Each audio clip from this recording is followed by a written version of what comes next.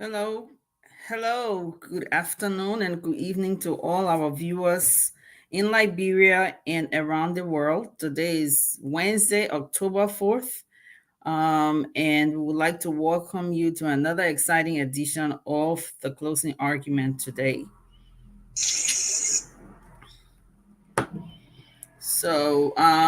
Christy C. Davis, welcome. Michael Godwin Johnson, welcome to the closing argument. We got about a few more days left. Campaign season ends on Sunday, October 8th. The 9th is Monday, and October 10th is, of course, Election Day. So once again, we'd like to take this time to welcome every one of you to the closing argument. Hi, Orozco Flania, watching from Florida. Welcome. Michael Godwin Johnson, welcome. And please share this video, share this show, the closing argument. We are on YouTube and also on the closing argument page. Please share the show today.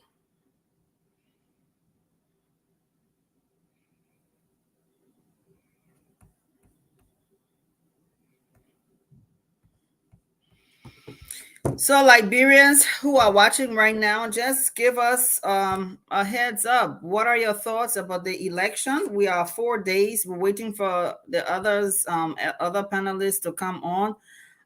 What are your thoughts? We are about a few days away from the election. What are your thoughts about the election? What are people saying right now?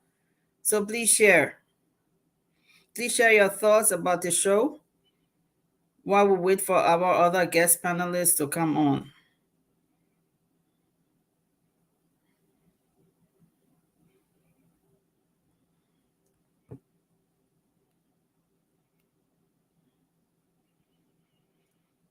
Okay, so with NEC, as you all know, NEC has been providing voter education out there for all the citizens, and I hope everybody has been paying attention to the voter education information.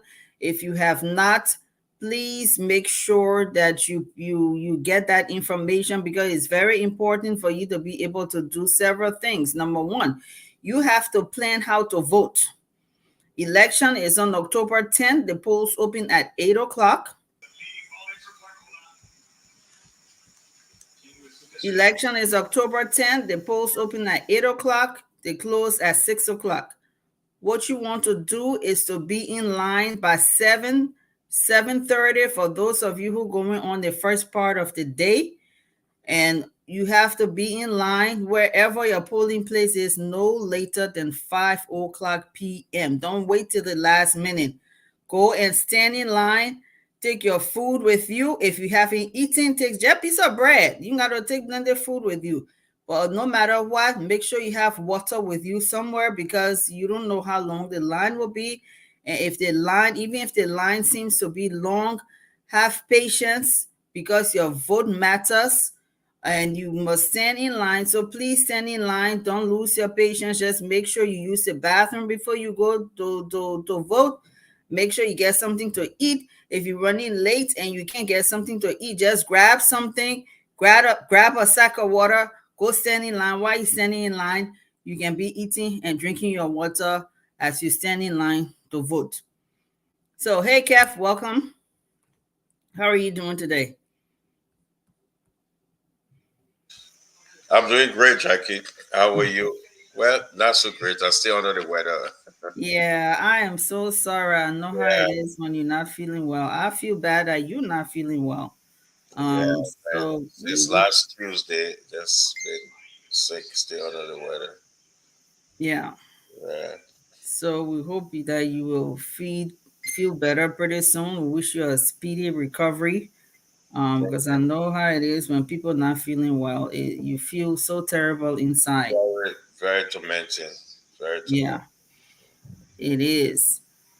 Mhm. So Christian Davis says we are praying for a peaceful election come October 10, 2023. From all indications, Dr. George Weah will be re-elected in a runoff. Weah will be in the lead for the first round. JMB must retire from politics after October 10th, 2023. So, Christian, please make sure, since that's how you feel, make sure you get out there and get your vote counted, okay? Vote 18 all the way for development and continuity.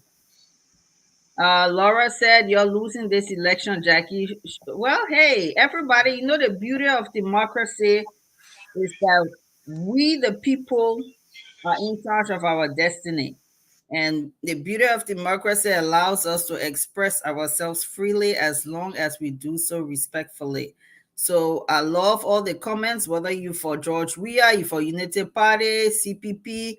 Yeah, keep the comments coming, but please just let's make sure that we is done respectfully as you express yourself. So what's on the table today, Kev, with CDC? Where is President Weah today? Well, the president is in Grand Crew. Okay. Yeah, running up the campaign. As we know, on Sunday we have a closing. So the president is in Grand Crew. He's trying to finish up the southeast and be heading back to the city. Um, I think it should be Friday or Saturday, and Sunday our closing. But where we are right now, we're feeling pretty good. Where we stand, and we our victory is more for sure now than ever. So everything we have gathered Okay. that we understand it right now for our internal polling and what we and saying we in a very comfortable position.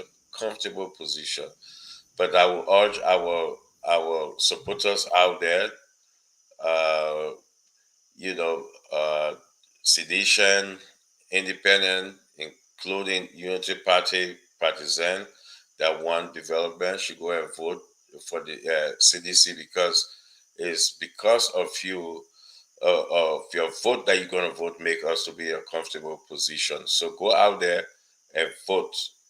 Go out there and vote. You know, every vote counts. Go out there. So we are calling on our people to go out there and vote. So we don't take nothing for granted. Be out there and let's win this election.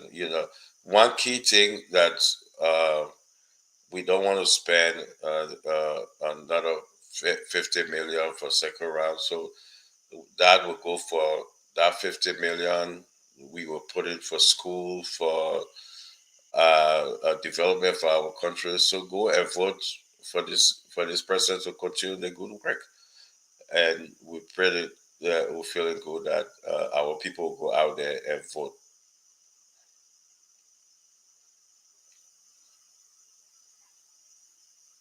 I can hear you, Jackie. You muted. Oh, I said, yeah, that's good. And everybody knows that I'm a JMB fan. So, likewise, the same thing you just said, we're calling all our JMB supporters to go out there and vote. But regardless of who you are from, you who you are for, please go out there. Let's make sure that we have a peaceful election. Let's spread the peace message and make sure that people are standing in line peacefully. They are voting peacefully. If you see anything suspicious happening in the neighborhood, you call the joint security. I hope there are numbers out there, hotline numbers out there for people to call, or you call your party headquarters or somebody in your party leadership to go ahead and so that they can call the right authorities to see what is going on in the community. But for the most part, we are looking forward to a peaceful election, even on election night as the results are coming in. There will be media people going from place to place, and whatever information is on the tally sheet, people will be announcing that information and calling it out. Those are not the official results. So people, please do not get excited when you start to hear the information out there. NEC is the one who gives the official results, but yet the parties have a right to also show, and different parties, I'm sure they have the situation room or war room, whereas the tally sheet, because they have to sign off on all these tally sheets when the polls close, The NEC officials will be counting the votes. The observers will be sitting in that room, and all observers, as they what they do, they put the ballot up as they checking the ballots, and for the observers to see it, because when you are voting out there, and spread this news with your friends and families, you got to make sure you go to your candidate and check in the box. If you got a pen, to not use a pencil. Don't use a pencil when you are voting. Use a pen. You check in the box. It must be within that square. Either you put a check mark or you put an X in that square next to your candidate. Then number two, if you cannot write, you use your thumb and you put it, of course, it will give you an ink. You put it in the square of your candidate. It should be inside. You blow it, wait for 1 to 10, count from 1 to 10, make sure it's dry. You blow it, you fan it, count from 1 to 10, make sure that ink is dry in the square before you fold it and put it in the ballot. And the reason you're doing that is because if you don't wait for the ink to dry, if you're using your thumb or your index finger to vote, to put in the ink and put it in the square, if you don't do that, the ink will be wet. And when you fold your ballot, that ink may chakla all over the ballot. And then when the people go pick up your ballot, they will not know who you voted for.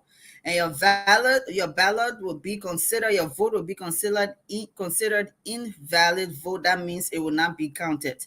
So we all want all our voters who will stand in line to for their vote to be counted. So you have to know how to vote. Make sure you got your transportation for you to go to vote. Make sure you know where your polling place is.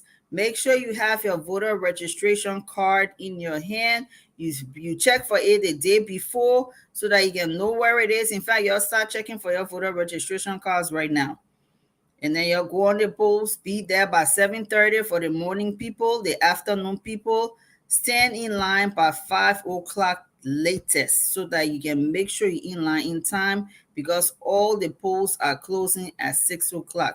If you're in line at 6 o'clock, sometimes you should be counted, but by 6:01, your vote will not be counted. So to be on the safe side, make sure you are in line by 5 p.m. All those who go into the farm, got to market women and what have you, and even people who transport people, do your business, plan your vote. If you go in the morning, you go in the morning. If you go in the afternoon, make sure you are there no later than 5 o'clock. Is there anything you can add, Kev, to what the voters need to do?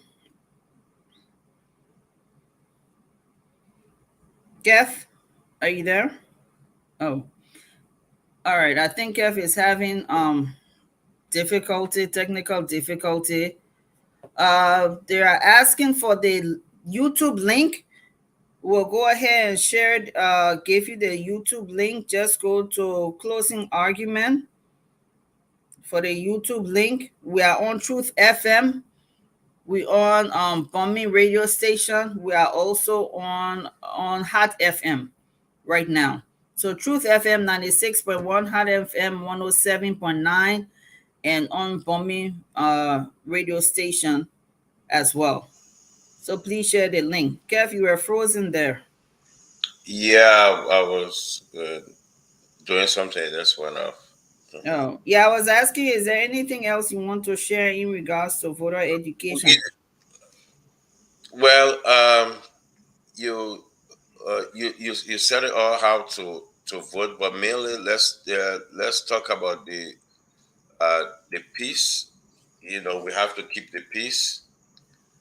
When you're out there going to vote, maintain the peace. You actually want to see Liberia moving forward, and that's what we should focus on moving forward. When you vote, and then you you go home and you wait for the result. I'm here some other network including my former network telling you, oh, stay around, try to do this. You don't need all that confusion. You need to go home and wait for the result. Vote and go home.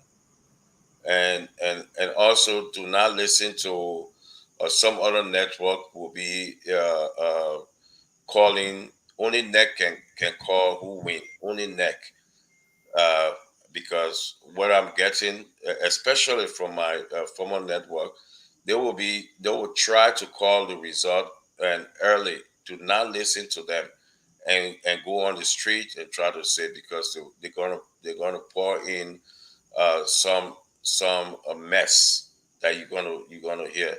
So you want to listen to neck and follow what neck says.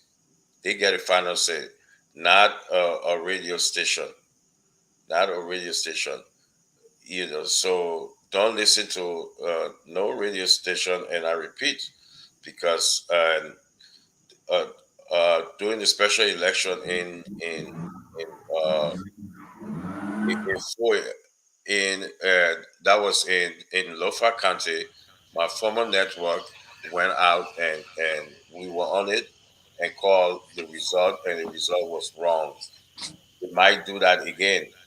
And I repeat, they might do that again. Do not listen, because it happened in Lofa for the Jala election. They called it uh, for the Unity Party, and end up that the Unity Party lost that election. So I'm saying this because I know what happened there. And can, can you mute Sylvester or something? So I'm just saying listen to neck, because we don't want confusion in our country. All we want peace. We want peace, and we should be preaching the peace message. That's all I would say. But I think Jackie, I don't know what you think we can do. Do you think we can open the line, and yeah, the people saying how they feeling about the election? Not a poll, but how they feel about the election, what idea they do can they know how to vote and all that thing, based on the voter education that you kind of uh, uh, uh, uh, brought on the floor. So what do you think? So so maybe they get like 5 calls or 10 calls and see after Sylvester do his intro. I don't know, what do you think? Yeah, that's fine because today is the People's Day. Let them express themselves. Let them talk about how they feel about the election and whatever is on their mind. So, Sylvester, welcome to the show. What's going on the ground? You're on the ground, right? Yes, yes, I am. I am on the ground. Everything is okay. The commander in chief of the armed forces of the republic is ensuring that peace is across the country, and the president has instructed, and he stated that at the 78th General Assembly, that there's going to be free, fair, transparent, and credible election in the republic. So the president emphasized that. So it's the peace message that is reverberating across the 15 political subdivision of this country. So yeah, the country is peaceful. Everybody is excited about the election process. Yes, I can assure you, I'm in my community, back from Lofa, in my community, in the Dixville community. Everybody is excited.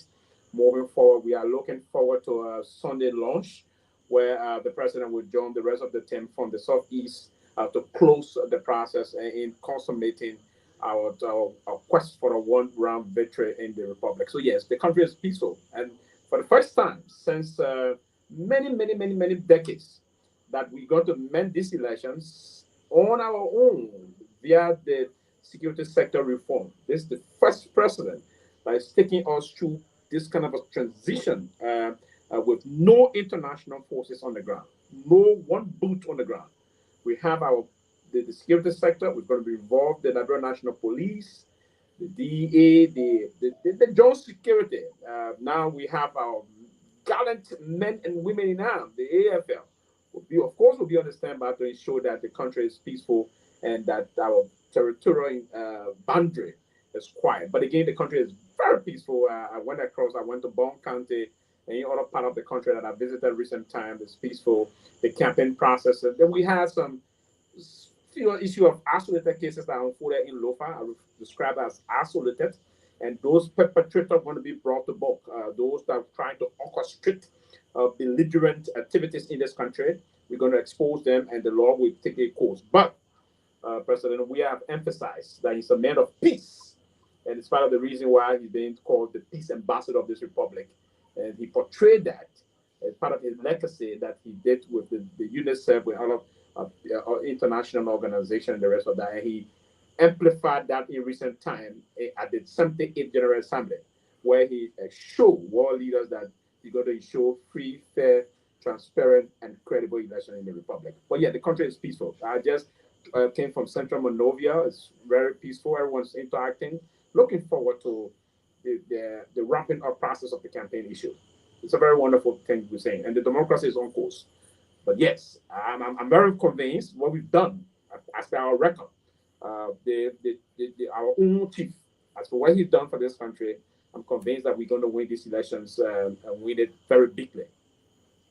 Yes. So if you have to give a percentage, what would you say? I mean, if you feel, is it going to be just a first round victory? If not, what do you think the percentage is? Oh yes, Overall? I've been convinced looking at the numbers and what now.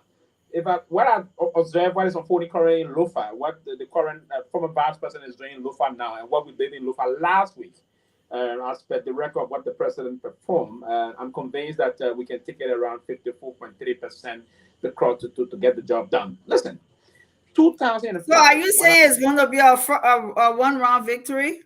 Yes, I'm convinced that we can put this on a one round process. 2005, Jackie, when I made my debut to politics in this country, it was like a taboo to venture into Lofa with the name George Weah. I was very young then, 2005, when we ran the campaign for Senator Kupi. Then when he won his senatorial bid with the Liberal Action Party, then Vani Shema endorsed President Weah, now President Weah, then candidate Weah. It was like a difficult terrain to venture into when we went to. I can recall we were booted out of the town called Zrida in Zozo district in 2005. But when the president made a triumphant entry into Lufa last week, it was a total change of game. From being stunned, I mean, it was so historic. You saw the human being that put out inside district and out of Zozo district. It was unimaginable. I cannot stay countenance what I observed in those two districts. Now, trooping into Lufa, Foya was a human tsunami. I mean, with the kind of way the president is behaving, the way the president, it's not about magic, right? I mean, we believe in our tradition. We Lufians, we traditionalists. We believe in the pattern of traditionalism. But there have been significant transformation in the personal level of Lufians, Jackie. I mean, it's unfortunate that you're on the other side. But if I were to take you into Lufa on a ride, you would tell me in confidence that Sylvester, on a serious note, I will vote for Weah, but I will not want to tell the people. If I were to take you into Lufa now, you would tell me that, Jackie. There have been significant transformation. Now, if you were to go into most of those satellite towns, my district got about 43 towns. Out of the 43 towns, we have a 36 of those towns that are now electrified with solar plate. And that was done via the process, the instrumentality of the president instruction to Pepsi, Kwewu Yeke, right? Like, for instance, the Zozo City, Fisebu, Konya, Bokiza, Zro. I would go on and name them, right, into it, even back into Salah district itself. Now, moving into the other Foya and the rest, you saw the recent chaos that unfolded in Foya. The Unity Party, those talks went in, started to pull down most of those solar lights in the compound of Masofara and the rest of that. So it's part of my calculations that we can pull off the 54.3% process. I'm not saying it all of my imagination. I'm not imagining the numbers. I'm trying to look at the statistics. If you have to look at the statistics basically and try to run the number two, yes, I myself got involved in a lot of pool tracking before. I tracked the pools. So if you have to track the pools, it's clear that the numbers are not only good for us, but it's increasingly good for us. Yeah, it's the Constitution. The numbers are not only good for us, but it's increasingly good for us as per what we've done. Now, see what unfolded in the backyard of Mr. Cummings. Mr. Cummings is supposed to be from Maryland, but the president is basically heavily winning the votes in Maryland County. The president is going to sweep the entire Southeast. He's going to do super well. The pool report yesterday you didn't want to talk about. That results is very well doing well in this Maserati. Now Maserati, got close to 1 point, I don't know what 1 million votes. So I believe very clearly, Jackie, that this election process, I'm convinced, and I'm proud to be a member of this team, and I've been an agent. I'm a surrogate of this team. I'm very proud that we're moving the process forward. I'm looking forward to it. It's unfortunate that you're not going to make it down to see the result being announced. That's the time we'll be singing the song, the pressure song, right? Pressure. So we're gonna go, and I hope that you have your pressure field around you too. But it's a very super thing. We are excited for Sunday. We close the campaign on Sunday, and then immediately after Sunday evening, I'll be on my way to look for where I'm going to exercise my constitutional responsibility. So, what is the plan for the closing? Is it going to be done in Monserrato County, Sylvester? Oh yes, for us, yes, the plan is going to be a very holistic, structural process. You know that this is a party that's been organized for very, very many years. In opposition, they were very organized, and now as governing ruling establishment, it's an institution. It's not an individualistic institution. It's an institutional party, right? Based on institutionalization. So the structures are well planned in terms of the auxiliaries. So all of the auxiliaries are going to be print up, moving trooping throughout the country, and we're going to have a kind of an octopus lockdown closing program also. So it's going to be held simultaneously across the 15 political subdivisions of this country. So yes, you're going to see something basically unfolding very well. And in terms of the way the structure is going to go, yes, we're going to have the launch here in Maserati, and then they're going to spring up across the country. It will reverberate, and you're going to feel, George, we are and the collaboration throughout the country. So it's going to be a massive mobilization process, and so we are immediately after that we're going to move into our cycle of influence, and to close up to 12 midnight Monday morning. Then we close the campaign, and then we go back in our playing level, and then we sit and soberly reflect, preparing for Tuesday to do the logical thing. Yeah, so it's going to be a mass-based process. I know that we close on Sunday. I'm hearing information on other political issues, but I know that we're going to be locked down on Sunday.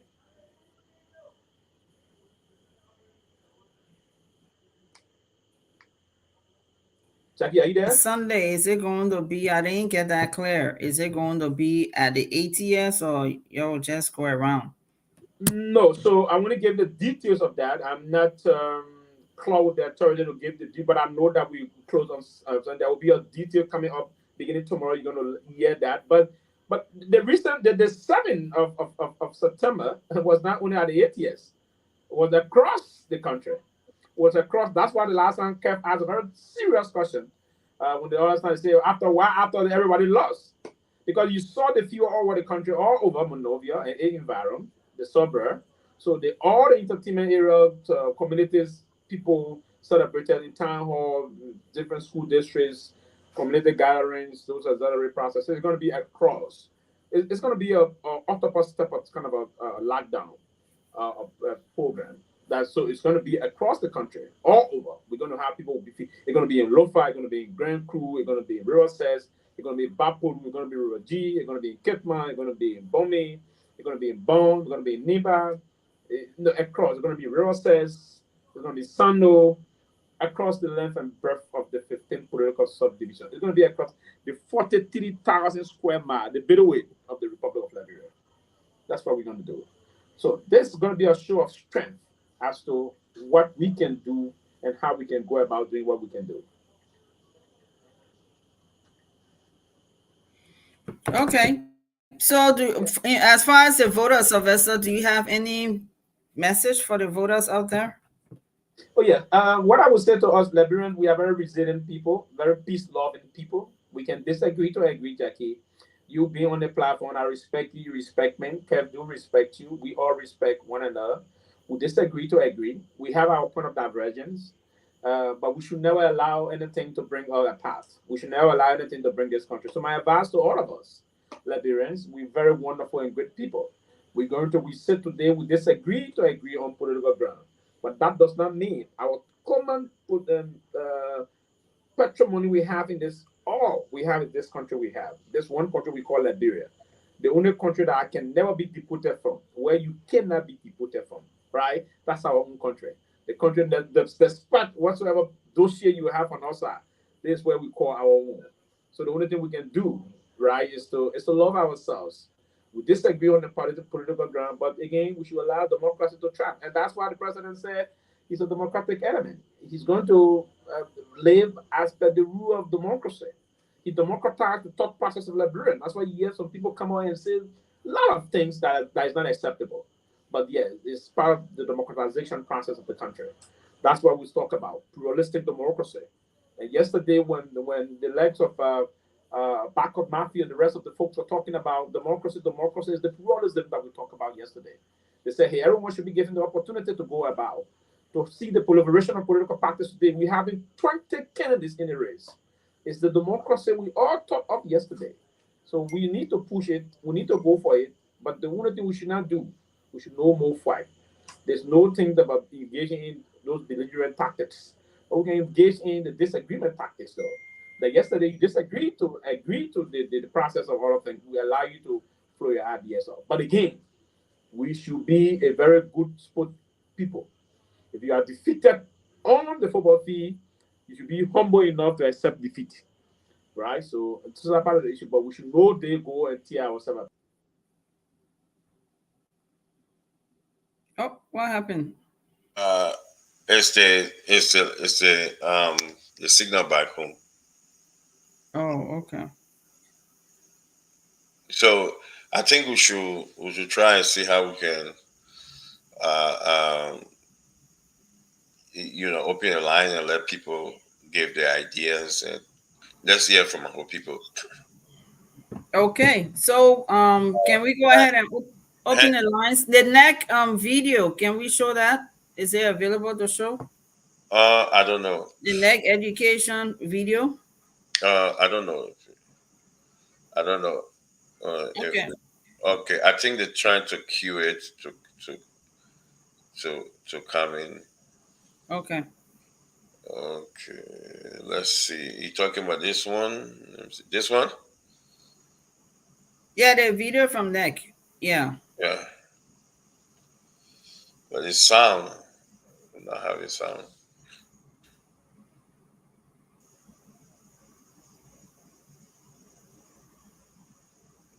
We're not having sound.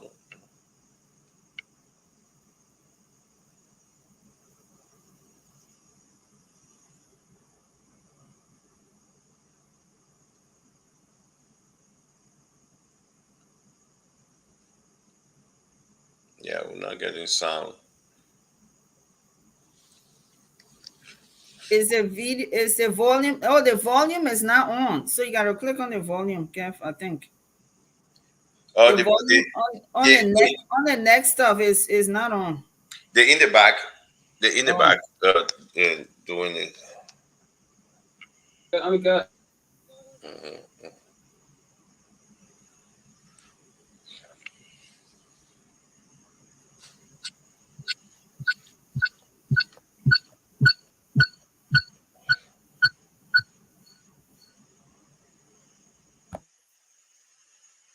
No, it's that no volume. But uh, anyway, let's take out the work. Your work on the volume. Henry, can you come on? Let's take some calls and hear from our people. Uh, Henry, True FM. Yeah, can you come? Good. Let's take some call and hear from our people. Let's take some calls and hear from our people. What do you think about the upcoming election? So, folks, you can now place your call into 0777017 to form part of the discussion here. We want to hear from you on your take on the upcoming election. 0777017 placing your call. to form part of the discussion here tonight on the closing argument. 0777017 0777017 You can call also on WhatsApp +231.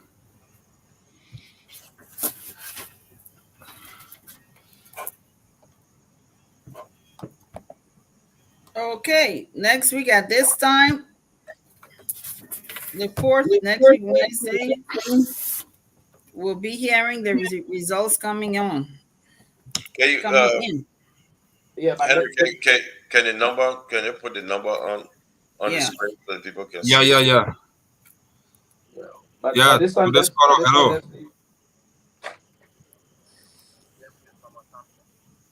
Hello. How are you? I'm okay. Your name from where you join us? I join you from Pinsville. Okay, go ahead. What he made of the coming election? Yeah, my take on the election is the media, especially radio stations, should be very, very fair and be conscious of the fact that we have a fragile peace for now. And the result that they will be calling, it should be the results from the zero polling places. It should be the result they will call because during that we saw and we all Freedom FN announcing 6 results. We had the ability to put the entire country into a chaotic state. So this is just an appeal and our prayer that radio stations should not copy from what Freedom FN did and went scot-free. Okay. We do that, then we put the country into a serious mess. Thank you. Okay, thank you so much. The media should be very, very strong so that the result out there will be good. 0777017 placing your call and then that your view on the upcoming election. So this caller, hello. How are you? Hello. Go ahead. Your name from where you join us? Yeah, I'm Dave. Calling from Looking Town. No, Dave, you have to draw away from your monitor. The feedback.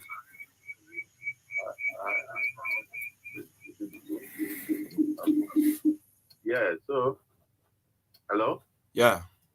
Am much better? Yeah, you are better now. Yes.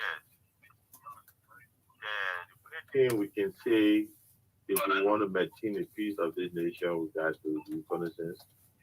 For one part, that Amos Tower and Moabi who also creating room for chaos. Or recent Moabi had a press conference and referencing a whole lot of things. So these are the major people who have to be talking to cease the kind of violence that we don't want to see. Because when people go and kill other people partisan and then you come on and have your own so-called press conference and changing it another way, facing it and making a whole lot of threats while you're standing up there making threats and you two come and increase it is kind of troublesome to do.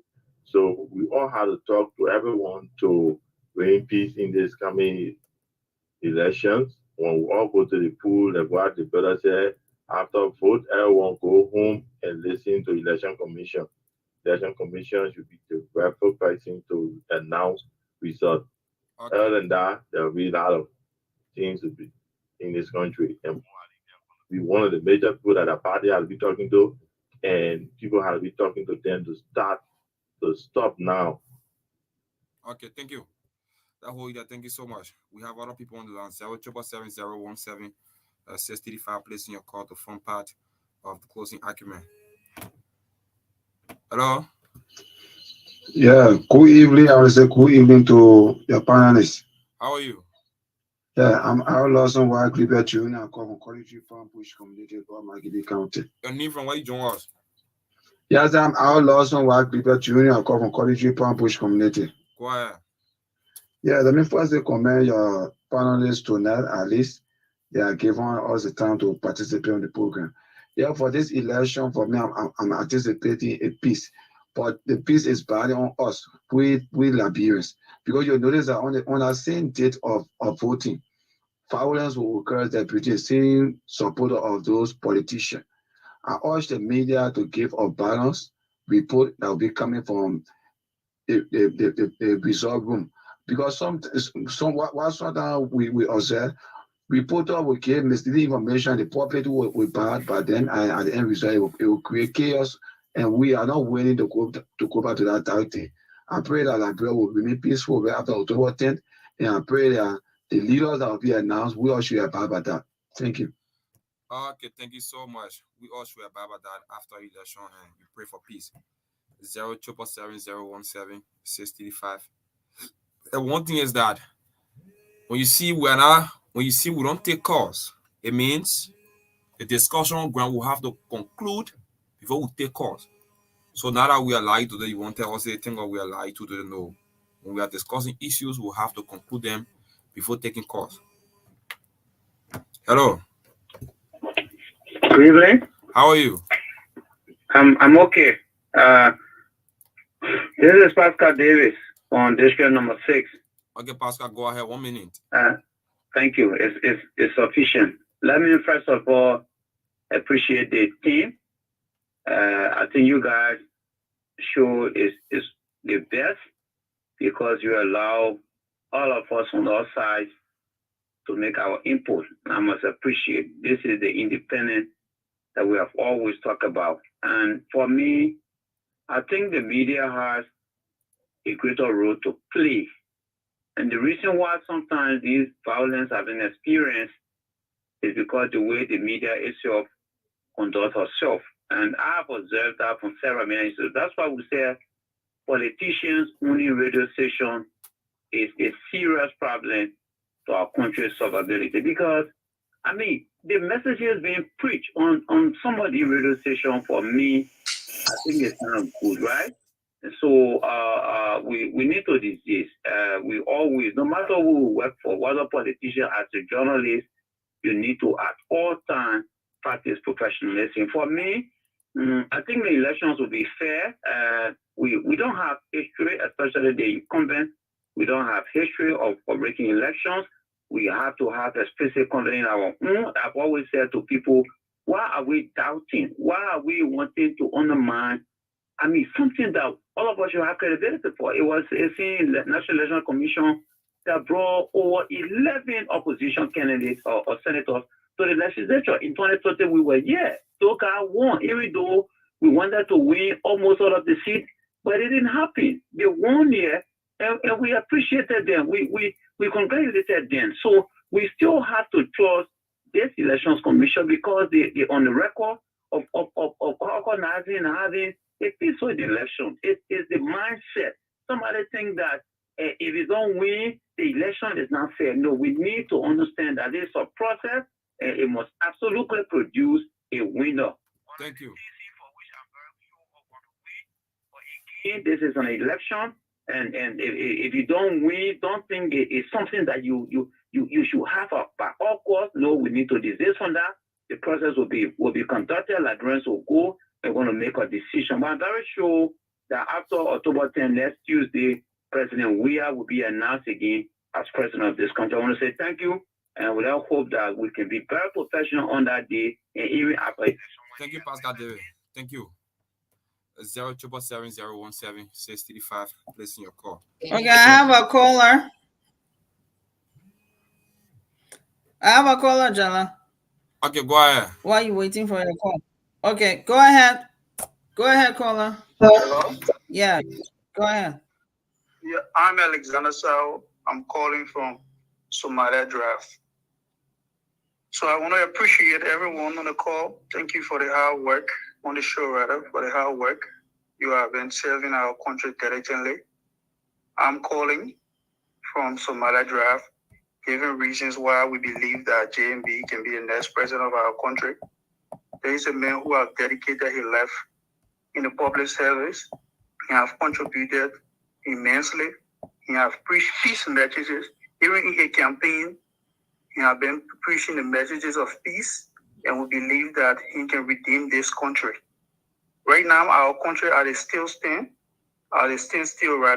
The country is at a point where a lot of Liberians struggling to even get a cup of rice in our country. We believe that our people need better. A hungry man is an angry man. When people do not have food to eat, they go against the establishment. We believe that a rescue team can redeem this country from this disaster that we are into.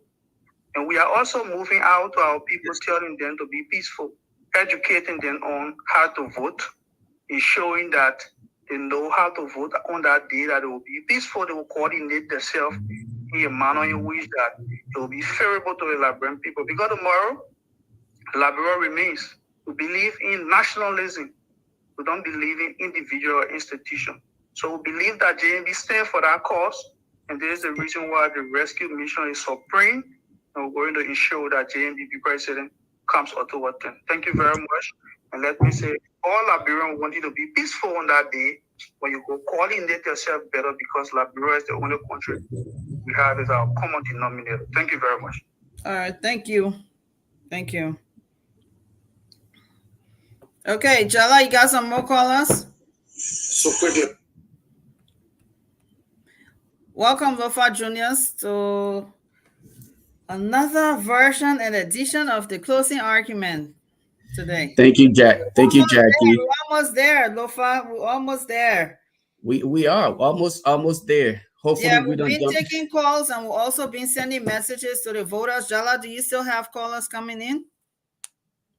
So Lofa, yeah, today is the voters day. This segment of the show is for the Hello, voters. today's caller.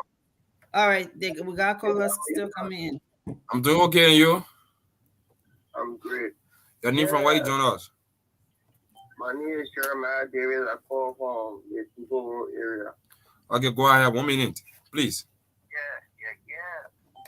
What I want to say is that voters, yeah, when you're going out there on October 10th, please make sure to think twice in order to cast your vote, because every decision that you make over there will determine the fate of our country in the next 6 years. So I want to appeal to all my voters to not sell your vote, because they are the most precious thing that you can depend on for now. Thank you. Thank you so much. I have a call here, please. Can I take this? Entertain this call? Yeah, go ahead. Yes. Please go ahead, Colin. Yeah. Hello. My name is Moaba Sewara, and I'm calling from downtown Nyenwolo.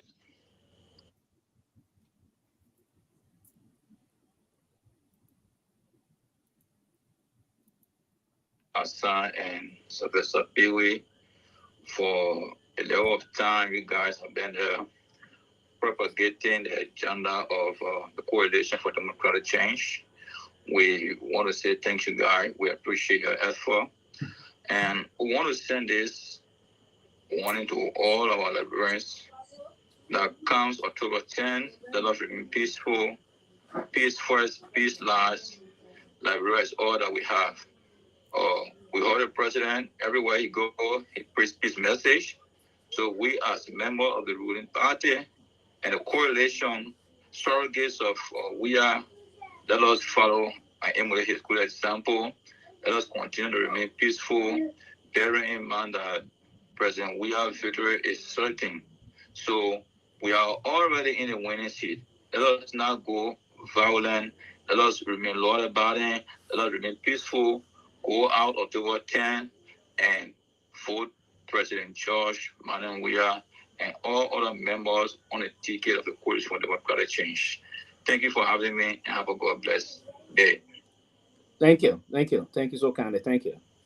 Well, I love these peace messages coming in. I mean, this is the Liberia we want to see, that no matter which side of the spectrum you are, whether you're for CDC, United Party, CPP, Linsu, that in the end we have one country, and under our democracy, you have that right to use the ballot to speak. Yes, and I agree. So thank you to all the callers who are calling in and sharing that peace message. Jala, do we have some calls right now? If not, then Lofa Juniors can come and speak. I have a caller on the line here. Oh, you have a caller. Go ahead. Babesi. Galasu. I tried, man. At least I try a little bit. Yeah, But you tried. let me say this though. In addition to what Jackie just said, again, we must continue to encourage all of all of these voters, regardless of what political party you find yourself to be a part of. It is very important that we try to maintain the peace and stability that we currently have. It may be difficult in Liberia. There are so many things going on that we can actually work around, but the peace is permanent to all of us in our existence. So it is very important. But while we say this, though, I think we should tax our leaders, especially the political leaders, to exercise some level of restraint and continue to push the message of peace and unity amongst all of the voters instead of having to incite some of the violence and other things that we have experienced over the past couple of weeks. Let's take this caller here. Caller, your name and where you calling from? Thank you for having me, Julius. Go ahead. Go ahead. Thank you. Is everyone hearing me? Go ahead. We can hear you. Thank you. Okay. I want to question Liberians. The United Party should never be given a chance. We shouldn't reward bad deeds with good things. The United Party had a chance of rebuilding Liberia, of making Liberia better, but it did not do it. From 2006 to 2011, the American government created 8 bills. Those 8 bills produced $2.6 billion to help us rehabilitate our boys, to help us re-electrify Liberia, to help us repair our sewage systems. And the United Party left us without sewage system in Monrovia, without electricity, without pipeline water, with all the roads being connected. Everything. Those bills were cut off in 2011 because the 2010 audit done by Nicola Cook from the Senate Research Committee, they proved that the United Party received the money but did not use the money for the purpose it was intended. And that is why Liberia stopped receiving a huge amount of money from foreign donors. And if you listen, if you follow United Party, all of that major shortfalls came in the second term because the money stopped coming. If you follow United Party, you got to know, even early before she left, she said we should buckle up because the term after her will be rough because she stopped, because of her failure, we stopped receiving money. So don't think that United Party will be better when they come back. United Party will come and complain that 60 days until the time will be finished, nothing will be happening in Liberia. Don't give them a chance. If you are tired with Josh Weah, you got Elizabeth Kuni, you got Sarah Yeti, you got Moniba, you got Gongolo. Giving United Party another term will be taking Liberia backward. If you don't believe it, the CEO will tell you, we advise you against Josh Weah. You didn't listen, you can try it again and you'll regret it. Those of you who started, who attack us, you end up becoming disenchanted sedition, you become disenchanted United Party supporter tomorrow again. We are warning you, United Party is the worst thing to give chance. Thank you. Thank you, bro. All right, that was Zaza David. Okay, we have any more calls? Jana, coming through?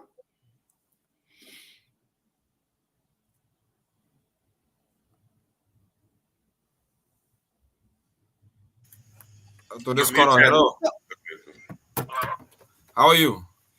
Okay, I'm Sully, Psychology Research Development Institute, USA Liberia Mission. I'm calling from GSA Road. Okay, go ahead. Yeah, I support because Liberia actually needs some far-sighted individual. Those guys, they are managing the affairs of our nation, and I think they are now disciplined, and we want to come home and just pray for peace. But the situation here, the Donald Trump situation in the United States, I can't live there under Donald Trump. Now I try to come back home, but I can't live under this situation here. So we're trying to get some sound individual in place. Okay, so thank you. Okay, thank you. for peace.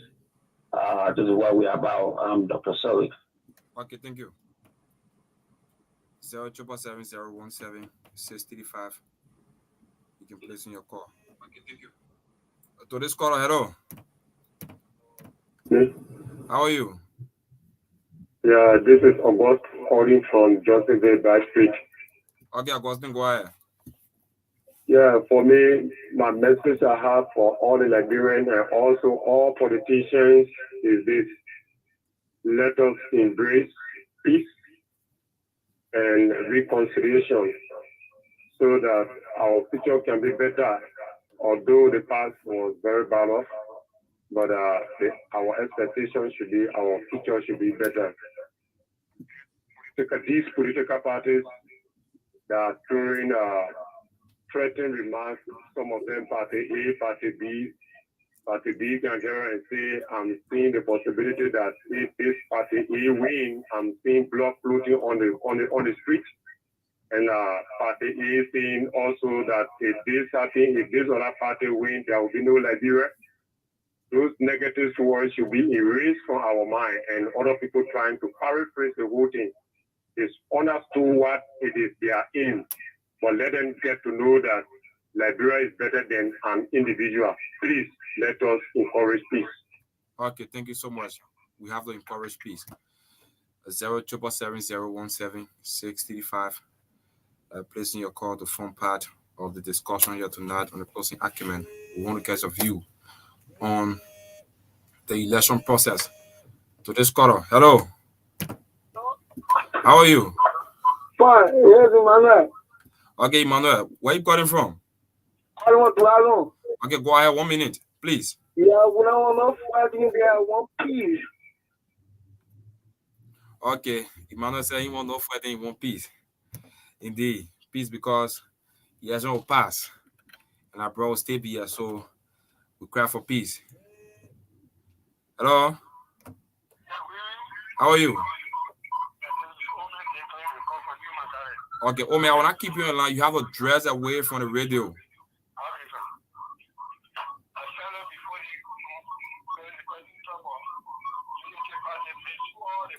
You stay near the radio.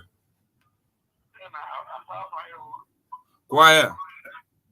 Okay, as I was saying, the fellow who accused Unity Party, that the United Nations, the American came money, they misuse it. Then why is it that I think our job we are and great Unity Party for 80%? So you know how to check. As a teacher, you don't check your grade sheet or the boy on the grade sheet. People go grade somebody. Thank you. Thank you so much. Yes, we're going to come on the show. 635. To this caller, hello. Yeah, hello. How are you? I'm doing okay, and you? Yeah, I'm fine. My name is Sherman from the Congo Town Paro. Okay, go ahead. 1 minute, please. I want to send an appreciation to the 2FM family for the continuous undiluted message they have continued to preach with no allegiance to any political party. And I want you guys to keep your good work on and go up on the richly bless you guys. Thank you. Thank you so much. I got a call. Go ahead, caller. Jackie, after you, I got a call, okay? Thank you. Go ahead, caller. Okay, thank you. Good evening to the panelists. I'm Josephus T. Soga. I'm the National Secretary General of the GMB Tag Team. I'm so much glad this evening, and I wish to appreciate you for the level of work that you keep doing for this nation. As Liberia gets prepared to go to the pool in the coming days, I want to acknowledge each and every Liberian across our borders that the peace of this nation is very, very sacrosanct to every one of us. So it is not about who wins or who loses. It is about our resolve as a country to maintain this peace, to prove to the world that yes, we are getting it through gradually, democratically, and that we can manage our own process. So as we go into these elections, for us, from the angle of Ambassador Joseph Newman Boyguide, I want to use this platform to speak to the consciences of our supporters out there that it is crystal clear that this election is ours. We have to do everything in our might. Let us not be distracted. Let us not allow any point of confusion to dissuade our mind. Let us remain focused and let us continue to preach the message of peace. Ambassador Boyguide is a man of peace. Considering his own service to this country, he has demonstrated such nature over the period. And I believe now is the time for us to prove to the world that we can go to the pool on Tuesday of next week. We will return safely, and the results will be announced, and Liberia will have inauguration in next year, and this nation will move peacefully. So for those that are preaching hate messages like Philibert Brown, I think it's not what Liberians want to hear, and we just want to speak out that as per his age, this is not a message the young folks want to hear from him. We expect to hear a message of peace, that it will serve as a role model to the young folks and the young generation, that this nation will not have any form of bloodshed or bloodbath like have been spewed out there. We'll go to the pool and elect the next leader of this country. And seditions and those from the Unity Party, those from ANC, we are all Liberians. We will continue to stand for this nation and maintain the integrity of this country and serve the democratic credential of Liberia out there, that even our international partners that have come to observe this electoral process will carry out a good report for this country and will embrace each other as Liberians. So I want to say thank you to Jackie and the rest of the panelists on this class closing argument. You guys are doing a marvelous job. Keep it up, and let us continue to preach the message of peace out there to every Liberian in the look and crown of this country. Thank you, and God bless you. Thank you. Thank you so much. Caller, tell us your name and where you're calling from. Yeah, go ahead. Your name and where you're calling from. Thanks, Lofa. This is SB Don calling from Toronto, Canada. Okay. First, I want to say thanks for having me on the show, and I just want to congratulate all of you guys, the panelists on the show, for doing such a marvelous job. I think the show is very diverse and present a lot of depth in knowledge and just great conversation as it pertains to Liberia. I just want to say this. I'm not going to go on and criticize George Weah or Joseph Boyguide because I don't support them. We've been doing that for the past 5.5 years. But I want to speak directly to our first-time voters, the majority of our young people. I will tell you this, and everybody on this show that lives in the diaspora can agree with me. The only difference between Liberia and what we have in Canada and the U.S. is opportunity. That's it. That's the only difference. Many of us here, if we had similar opportunities, or even half of what we have here, to be in power, we will move back to Africa like tomorrow. So I want to say to you guys, all of our new voters and our young people, the only candidate I believe in this race that understands what it means to provide young people and to create opportunities, economic opportunities, is Mr. Cummings. When you think about your life and your future and what you want to become, so that you're not chasing politicians in the street, running around begging for crumbs because you have to took someone's name or carry the banner in the sun for hours, but you're only looking for opportunity to earn a living. Mr. Cummings understands that. He represents that. So I'm speaking to you guys, the young people. I'm not trying to bash anyone because we've been doing that. I'm saying to you, the only difference between an SB Don and a Lopa Julius is that we live in an environment that provides us with economic opportunity. We wake up every morning with options to go and earn as much money as we want to earn to take care of ourselves and our family. And you guys deserve the same.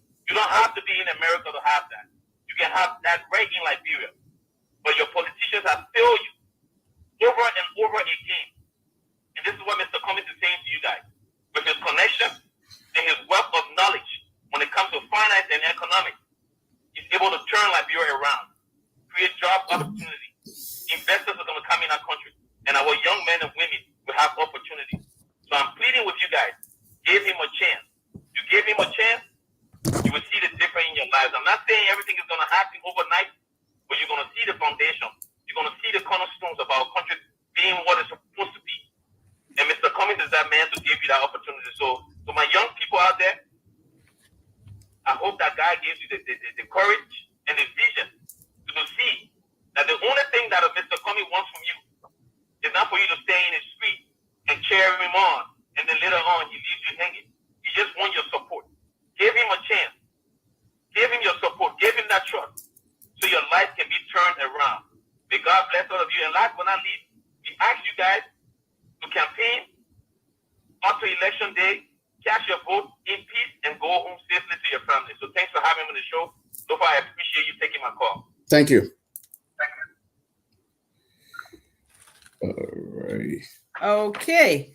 So I would like to take this time just to read Article 1 of the Constitution. If you don't have it, please, people, everybody should get this Constitution. If you have family members who don't have money, give it to them. The young people need to have it. Every single Liberian is in Article 10 of our Constitution that says that the Constitution should be given to everybody. The Republic shall ensure the publication and dissemination of this Constitution throughout the Republic in the teaching of its principles and provisions in all institutions of learning Liberia. Article 1, I just want to read it real quick. All power is inherent in the people. All free governments are instituted by the authority and for their benefit, and they have the right to alter and reform the same when their safety and happiness so require. In order to ensure democratic government, which responds to the wishes of the governed, which is you and me, the people shall have the right at such period and in such manner as provided for under this Constitution to cause their public servants to leave office and to fill vacancies by regular elections, which is what is going on now. So this is how you change your government or decide to keep them. It should be done by regular elections. And of course, those elected can appoint other public servants. The Constitution is a supreme and fundamental law of Liberia, and its provisions shall have binding force and effect on all authorities and persons throughout the Republic. Article 1 and 2, I just read that. If you don't have a copy of your Constitution, please make sure you have a copy of it. Lofa Juniors, do you want to say something? Yeah, I want to say something. I actually published a number to give all of the folks in the diaspora or whatnot in the diaspora, but especially in the United States, opportunity to contribute. But what I would not do is if you're calling on a private number, you will not be allowed to contribute for the mere fact that we are on the national radio and having to call on a private number, you could possibly say things that may be inappropriate and we would not be able to hold you accountable. So if you want to contribute, please, if you are just going to be who you are, call on your regular number and we will give you the opportunity to contribute if you're sincerely about contributing and being patriotic, especially be respectful in your utterances. So if you want to contribute, feel free to dial the number that I posted. You'll be allowed to contribute. But if you feel like you will call using a private number, I will, in my right mind, think that you probably have something sinister to do. And so we will not tolerate that and we will not allow you to contribute. Okay. I just want to announce that. I've had a couple of individuals who called on private and I'm not going to do it. Okay. Look, can we play that, Jackie? Can we play that tape, that the voter education from next? Yes, please do.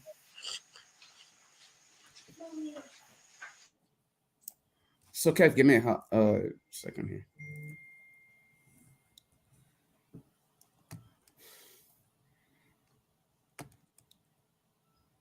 No audio, guys. Still no audio? I thought we fixed the audio. Kev, is that the same thing you sent me? If you have it, Lofa, then can you please play it? Sure. Stop it, guys. You have it, right? Mhm. Let the guys in studio stop it. I'll play it. Okay, studio. Yeah, go ahead, Lofa.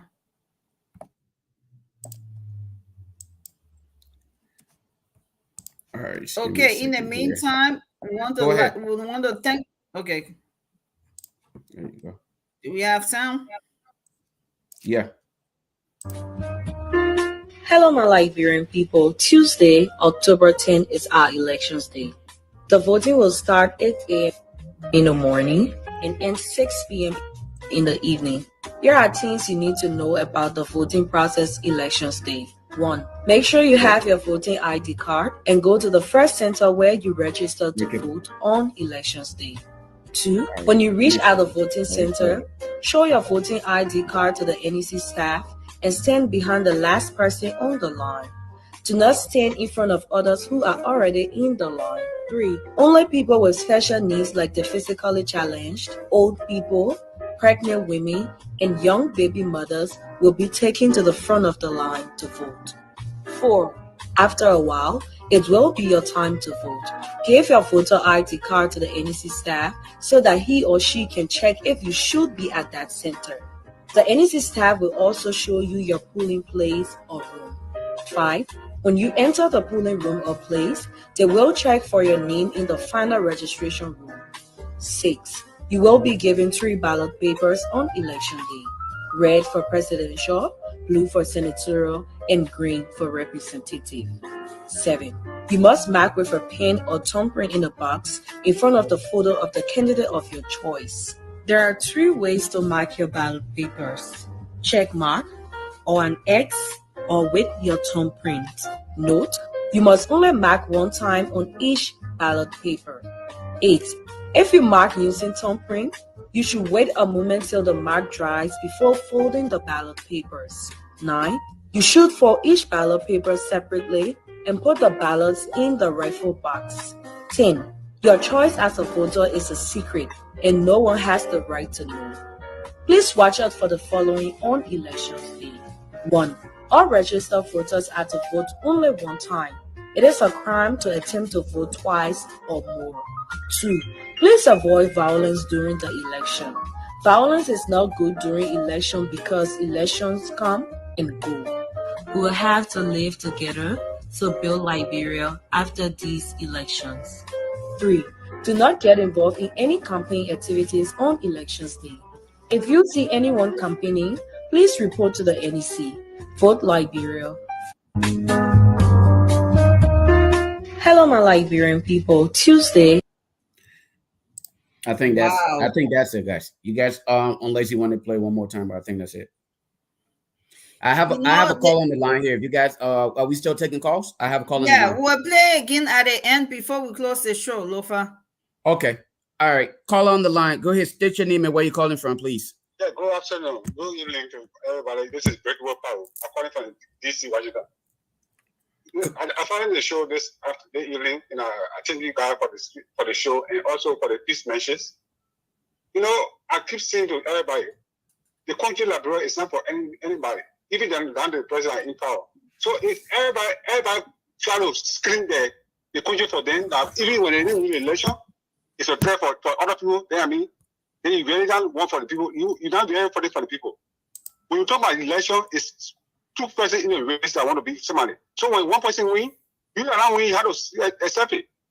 You can try for the next time. Election, the country is not for one person. That everybody fight for it. When you get it, when opportunity comes to you, you wait for it. When you don't get it, then you have to sit down and wait for the next time. We have to be peaceful for the election coming to accept the result. No violence, no noise. The election go through it. Thank you so much, guys, for the show. Thank you, caller, and to all those who have called so far, we want to thank you. Today is your day. It's the Voters' Day. It's the Citizens' Day. We are spreading the peace message here. Yes, the closing argument can be fiery sometimes. Everybody advocating on the closing argument on behalf of the political leader, the political party, and that's great. That's part of democracy as long as we continue to do it respectfully. Today is for you, the voter.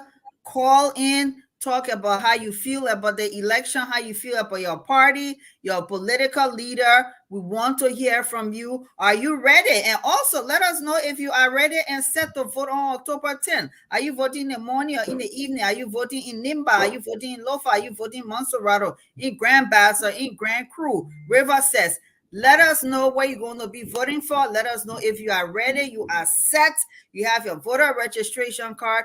Tell us how you feel. Today is your day, voters. This show today is about you, and that's why we're taking more calls than we normally do. But in between, we'll be providing information, educating the voters on what to do, like we just played the neck tutorial for all the voters out there. Welcome, Lami. Welcome to the show, and welcome, Alfonso. To the closing argument, do you have anything you want to say? Today we're spreading peace messages and we're speaking to our voters today. And you can also talk on behalf of what's going on in your campaign at this point as well. Lami? So thank you, Jackie. Yeah, thank you, Jackie. Are you hearing me? Yes, we can hear you. I think spreading, talking peace messages, I think is a good thing. We should all strive to be peaceful in these elections. And as I've always said, and like Councillor Gongolo has always said, it's not about who becomes president of Liberia purely for the sake of becoming president of Liberia or becoming taking over any position. It's not about that. For us, the elections is not a zero-sum game. It's not something that if we don't win, then we will die. No. That perception, we have to take that perception away from our electoral process. People think that that's the only way they can survive. So they are prepared to kill other people for it. We have to discourage that. We have to tell our people also. We have to. Judas, your mic is on. We have to tell our people that this thing should not be about what you can get. It should be about the greater good. It should be about all of us. We are all single shareholders in this country, and that single share our vote.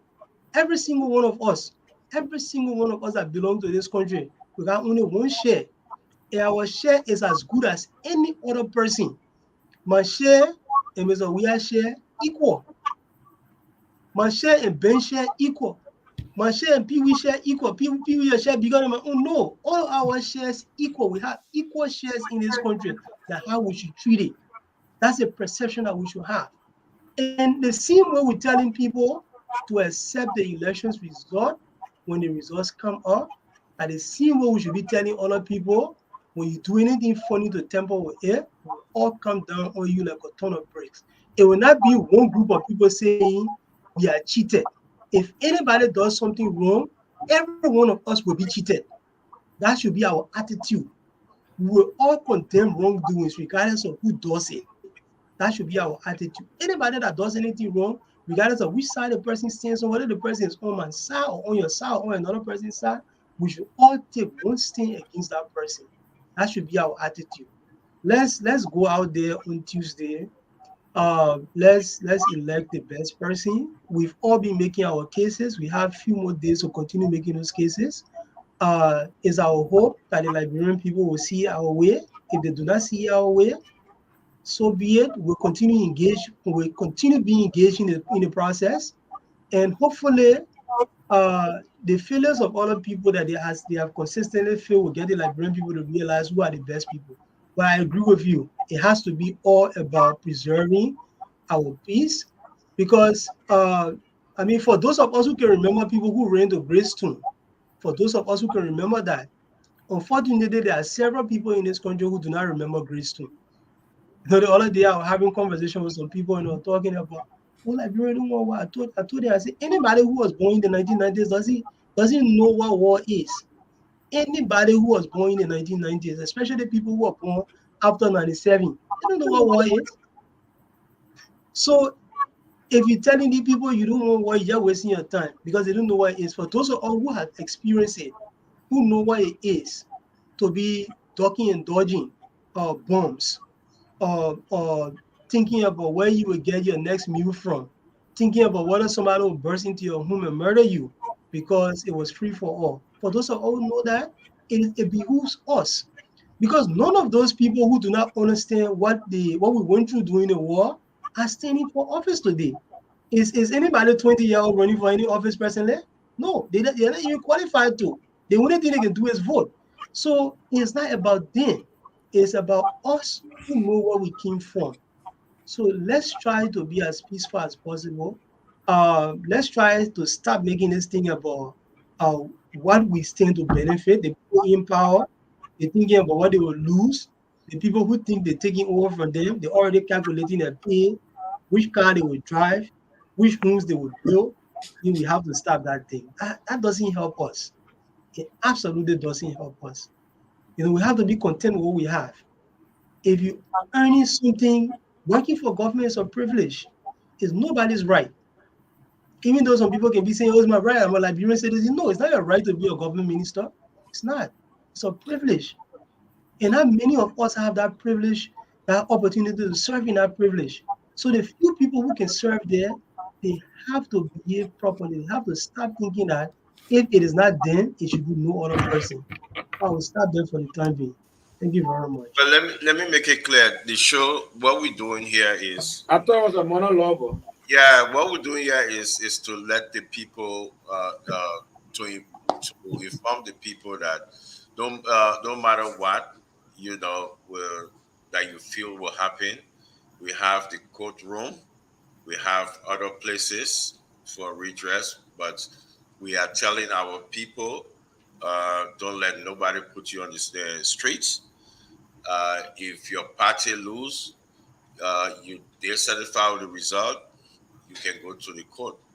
The Supreme Court is there. The court is there. They use the civilized channel, not to go and destroy lives and property. So that's what we're doing today. Let our people know that it's another way to go. We cannot use another route, and that's what the show is about today. So we're going to do that. Not like other platform who will tell you that they want to do this, they're going to do this, they're going to do that. We're not doing that. We want our people to seek redress some other places. Look like you say you got called, right? You want to seek redress through the court. Yeah, I got a call. Not on the streets. Okay. Call your name and where you calling from. Go ahead. My name is Junior. My name is William Colley Junior. Calling from Liberia. It is a factory called community. I'm voting for Alexander Gomez. Okay. I'm voting because we want change in this country, Liberia. We want our better change with the incoming future leaders. So we need change in this country. So that's why I'm voting for Alexander Gomez. So did I call out? Did I call out Lofa? Don't let him go. Is he already set to vote? He got his voter registration card. Does he know where he's going to be voting? So Mr. Colley, I think the question is, do you have your voter registration card, and are you ready to vote? As you claim you are going to be voting, Mr. Alexander Cummings, are you going to be voting? Does he know his polling place? Yeah. Okay. I have my voter registration card already. Okay. Do you know where you're going to be? Do you know where you're going to be voting? Where I'm going to be voting? Yeah, the person where you're going to have to cash up your ballot. Do you know where that is?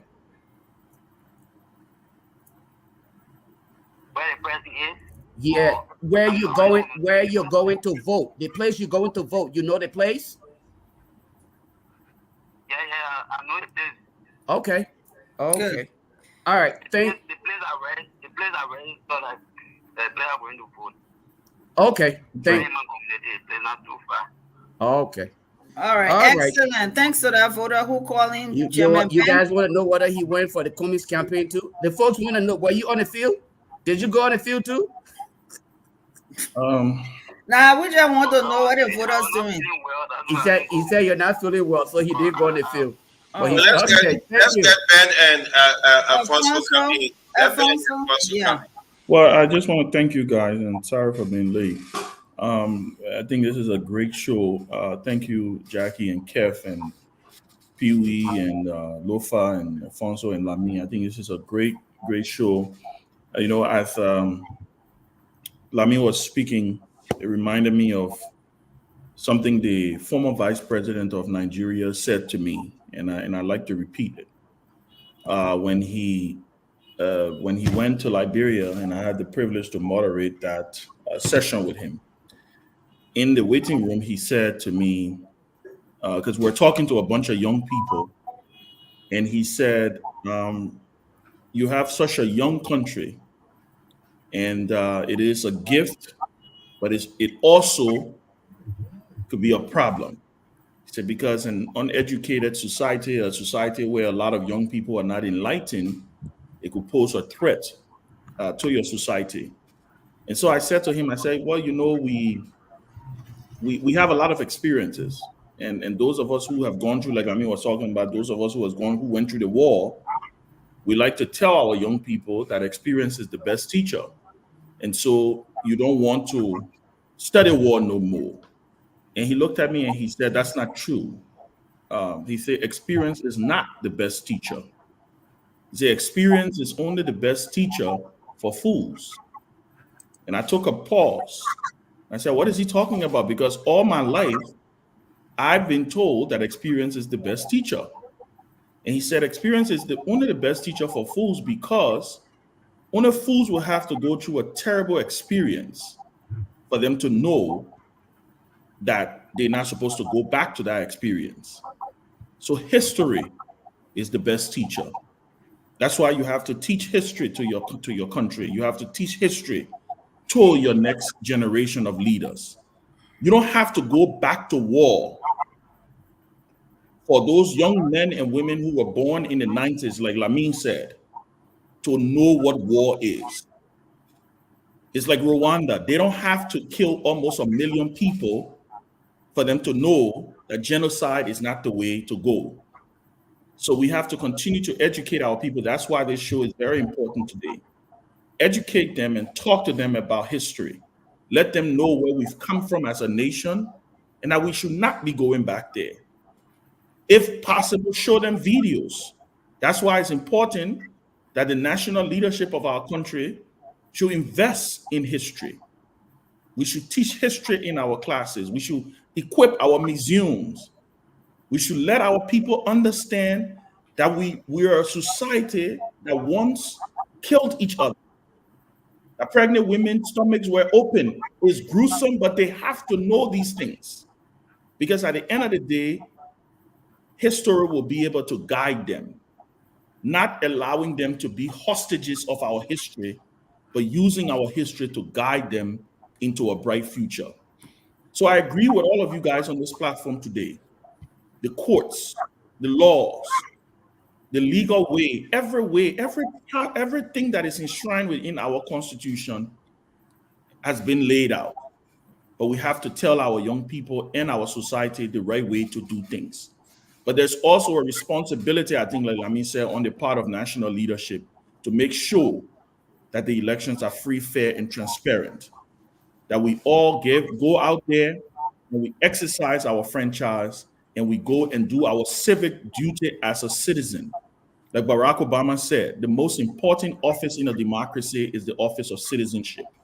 We all have that office. We all hold that office. George Weah has 1 vote. I have 1 vote. Joe Boyka has 1 vote. Jackie has 1 vote. Ellis Cummings have 1 vote. I have 1 vote. It goes across the board. So I just want to thank you guys and thank the callers and encourage the young people to go out there in the numbers and vote their future and understand that at the end of the day, elections do have consequences. The decisions that you make on Tuesday, you will have to live with it for the next 6 and 9 years. Electing a senator If you re-elect a senator, that is a child being born from day one to becoming an adult. If you elect a president or re-elect a president, that's 12 years of your life. So I just want to thank all of you and to encourage our people to go out there and, like Kev said, let's preach peace. Let's tone down the rhetoric. Election is not a do or die situation. Whoever wins, that person will be president for all Liberians. And we will be able to embrace and look at our country and do another salute to our flag and say we did it and we live to see our democracy flourish. So I just thought that I include that. But thank you, Wow. Jackie, for this. This is an amazing show.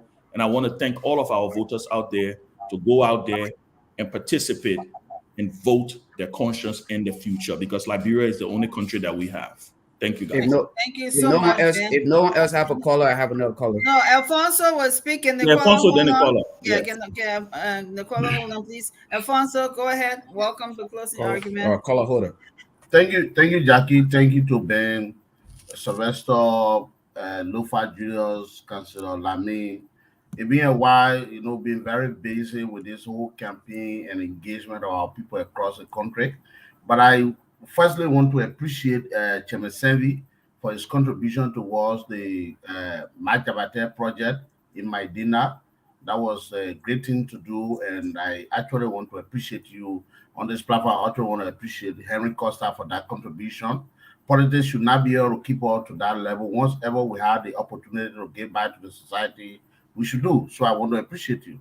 Thank you. I want to come back to Lamy, Keff Hassan, and Ben in regards to this whole issue about young people. I think they're missing the mark.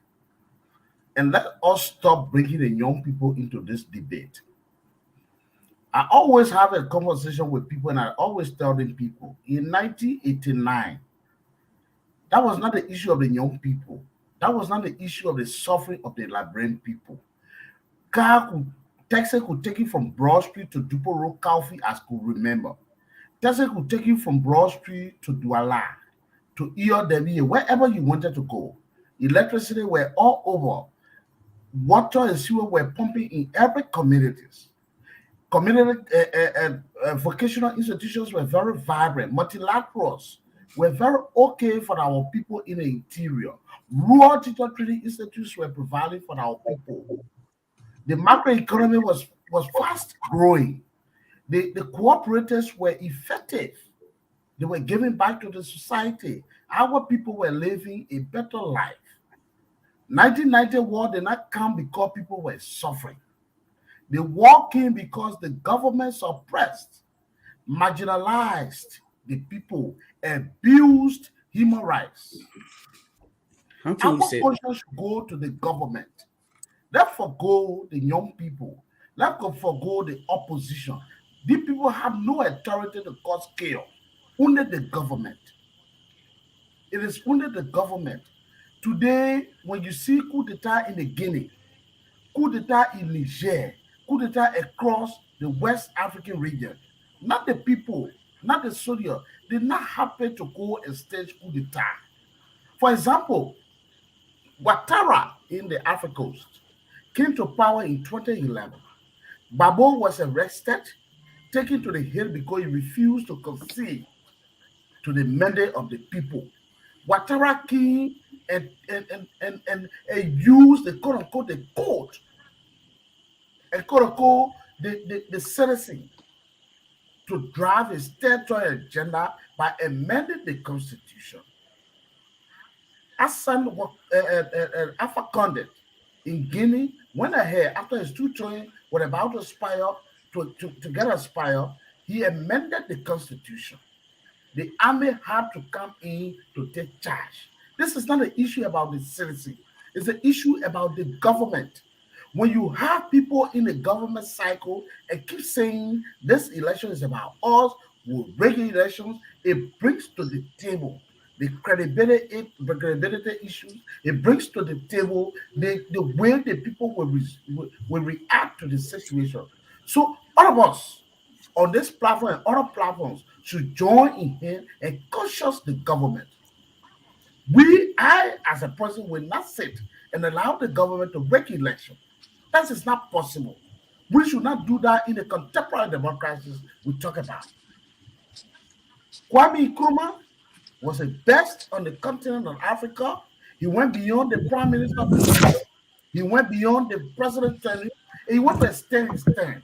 While on the official visit in Vienna, he was overthrown. Not that he was not the best to Ghana. Yes. Our thing is, our conversation is, that conscious the government. Then the government lay a clear policy that whoever wins the elections should take the seat. In 2017, we lost the elections as an incumbent government. Our Senate brother Joe Baka talked to the podium and said to the Liberian people, I gave out because the Liberian people wanted a change, and the Liberian people took it. That should be the message to the Liberian people through the CDC-led government. And I think Sylvester should be one of the presidents. Ben then who quote unquote supporting we are should lead that project. They should take it from the young people. There's nowhere in the world that the young people be used. Not possible. When Ben then went to support CDC, they did not carry the youth league or another one who organized that whole project. It was the party leadership. Ben as chairman, Benedict as campaign chair. Alfonso, one more minute.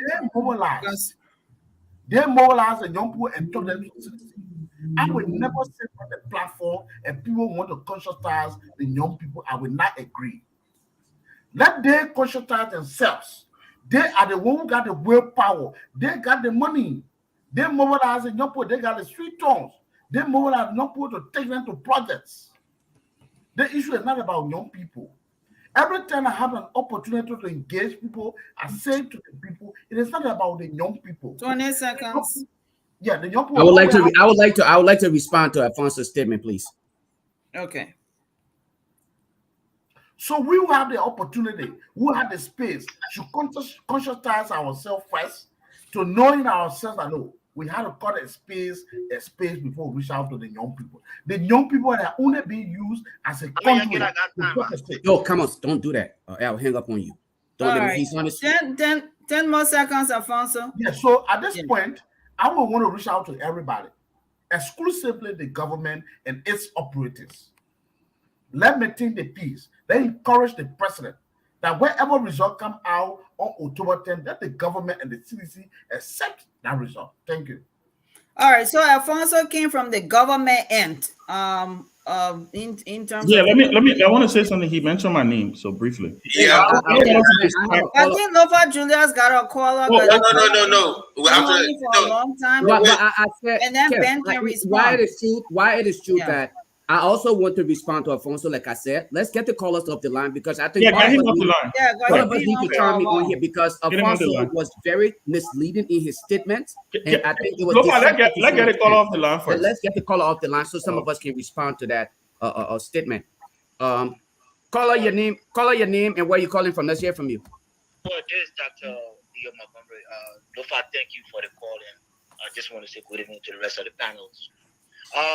So you see, the mere fact that the rest of the panelists can sit in a different studios and agree that the message of peace for this election is all one voice, I think the Liberian people should understand that we can all work together because those guys, we are all from different political backgrounds. So if we can all sit and speak with one voice and say peace is what we want, I think it's doable. One of the things I want to emphasize here, you see the 1990 war. Just give me 1 second here, please. Open the door for refugees, for America to open the borders for refugees to flow here. That brought most of us here. Now, I can let the Liberian people know that should war occur again in Liberia, trust me, those opportunities will not be given. That I know for a fact. So I think the message of peace, peace, and peace, I like what the studio is doing tonight. I think that's the message we should be driving home. And comes election day, whoever win. And that's it. Lofa, I was sorry that I made that comment and it was too loud. But please, Lofa, please give me a call. Ben, all right. See you again, brother. Who's that? Who's that? I don't know. I didn't know the name. Okay. Yeah, I just want to say something briefly before Lofa come in. I don't want us to lose focus on what we're doing here because I think it's bigger than all the different jabs and all the different political mudslinging and stuff like that. But I want to say something to Alfonso. And Alfonso, we are conscientizing our young people not because we believe that tomorrow they're going to just jump in the streets. Young people are led. Everything that has happened in that country has been as a result of leadership, positive and negative. One of the reasons is because a lot of our young people look at our country today. Our political parties, the youth wings of our political parties are militarized. Look at our young people today. They are the ones who people use to go out there to cause the troubles. Why? Guess what? We, the politicians, and I say we because I'm a politician, our kids are in different countries, going to good schools, living better lives. The reason we are conscientizing these young people is not because we are saying that, oh, they don't have a right to stand up for what they're supposed to believe in. We're saying that the time has come in our country for us to understand that there is a pathway to do things the right way. It may not be the wrong way to say, oh, somebody should get in the street, because the Constitution does provide that opportunity for you to peacefully protest. But there's a very thin line, and we live in a society that is very traumatized. And so when you make the comment and you try to only put it on the side of the government, no, it's not. It's not the case, Alfonso. All stakeholders, government, opposition, everybody has a responsibility. Like Lamin said, I think that's what Lamin was hammering when he said that we all have a stake in this process. Going to talk about Ouattara and all these other people, I don't think there's a big deal here. And when you make the statement that, oh, the war in 1989 didn't come because the people were suffering, that may be your experience. The mistake you make is you attempt to speak for the Liberian people. You are not the spokesperson for the Liberian people, Alfonso. You are the spokesperson for a group of Liberians. And so my message to you, my brother, and like I said, I don't want to derail us from what we are doing here today. This is not partisan. This is not who's supporting who. At the end of the day, let us be fair. There have been statements made by different political actors that if we don't win this election, it means this election is not fair. Or if this side win this election, it means this election is rigged. All we are saying is that there's responsibility on all sides. The government of the day, which is the one that is monitoring and organizing these elections to make sure that the process is free and fair, and also the opposition. That guess what? The opposition, true, can lose. And if you lose, and if it's a fair and transparent process, you should accept the result. So like I said, I don't want to go into the personal thing and all the back and forth. I just thought to make that clarity. Let us not deviate from what we're doing here. Let us continue to preach the message of peace. Let us continue to preach the message of goodwill, that at the end of the day, election just happens to be one day. The process of democracy continues to live, and we will strengthen our democracy. That's all. Okay, Lofa, wait, guys. Let me respond to that. That's why I really wanted to respond to Alfonso. Lofa, I think Lofa Julius was next. Lofa will come up after me. Though we'll get Sylvester. I want to get something because he said something about the government that I need to straighten up. He made a statement which is wrong, saying that folks within the government said they're going to rig the election. That's not true. Nobody within the government. Yes, that's not true. Nobody within the government, and I don't know which individual in the government state the name. Nobody within the government said we're going to rig the election. You number one. That's not true. Alfonso, who in the government has said they will rig the election? Kev is number one. Kev is working for the government. When Kev told you they will rig the election? Kev will win by all costs. The focus of our show today is Okay, let me say this to you. Message for the voters today. Okay, let me say this to you. You listen to Lamin. You listen to everybody. We're calling for peace. Alfonso, which is a member of the Unity Party, an official of the Unity Party, going on the other side of chaos. No. Liberian people, you're listening. Every other political party, Lamin here, he belonged to the Gonglos. Other political parties calling. You get a ban there. It belongs to his side. We are calling for peace. We are calling our people to go out and vote and go home. Alfonso, who representing the Unity Party on this platform, calling for chaos. No, okay, you got comprehension. People, you got comprehension issue. No. So, let me set the record straight. Let me set the record straight. By you saying to me, you set the record straight.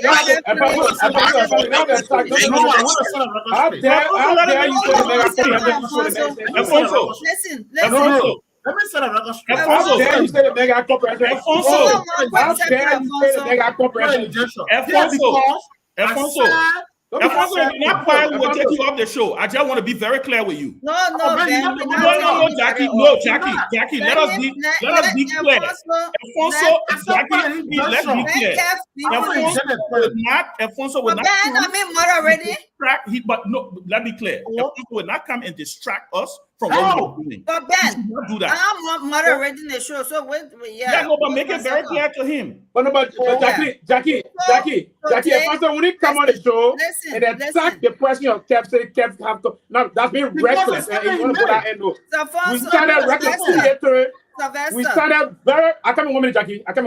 We started very reconciliatory. Even the intent of this show this evening was to send reconciliatory messages about the election process. This government, you listen to the president at the United Nations Sunday General Assembly. The president was very emphatic there.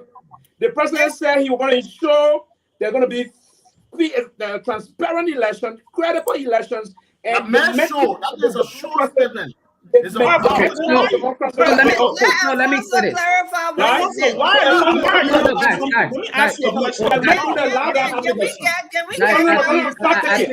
Why are you participating in a process that you believe is going to be real? No. Then you're not listening to me. Why are you participating in a process? Jackie, if you're gonna moderate, I allow Ben to speak. I allow Ben to speak like he said it was gonna be short. 1 second. I'm moderating. The purpose of this show today, to our viewers and to everybody, is for us to talk peace, to make sure that we have a peaceful election, and to teach the voters what they need to do. Okay?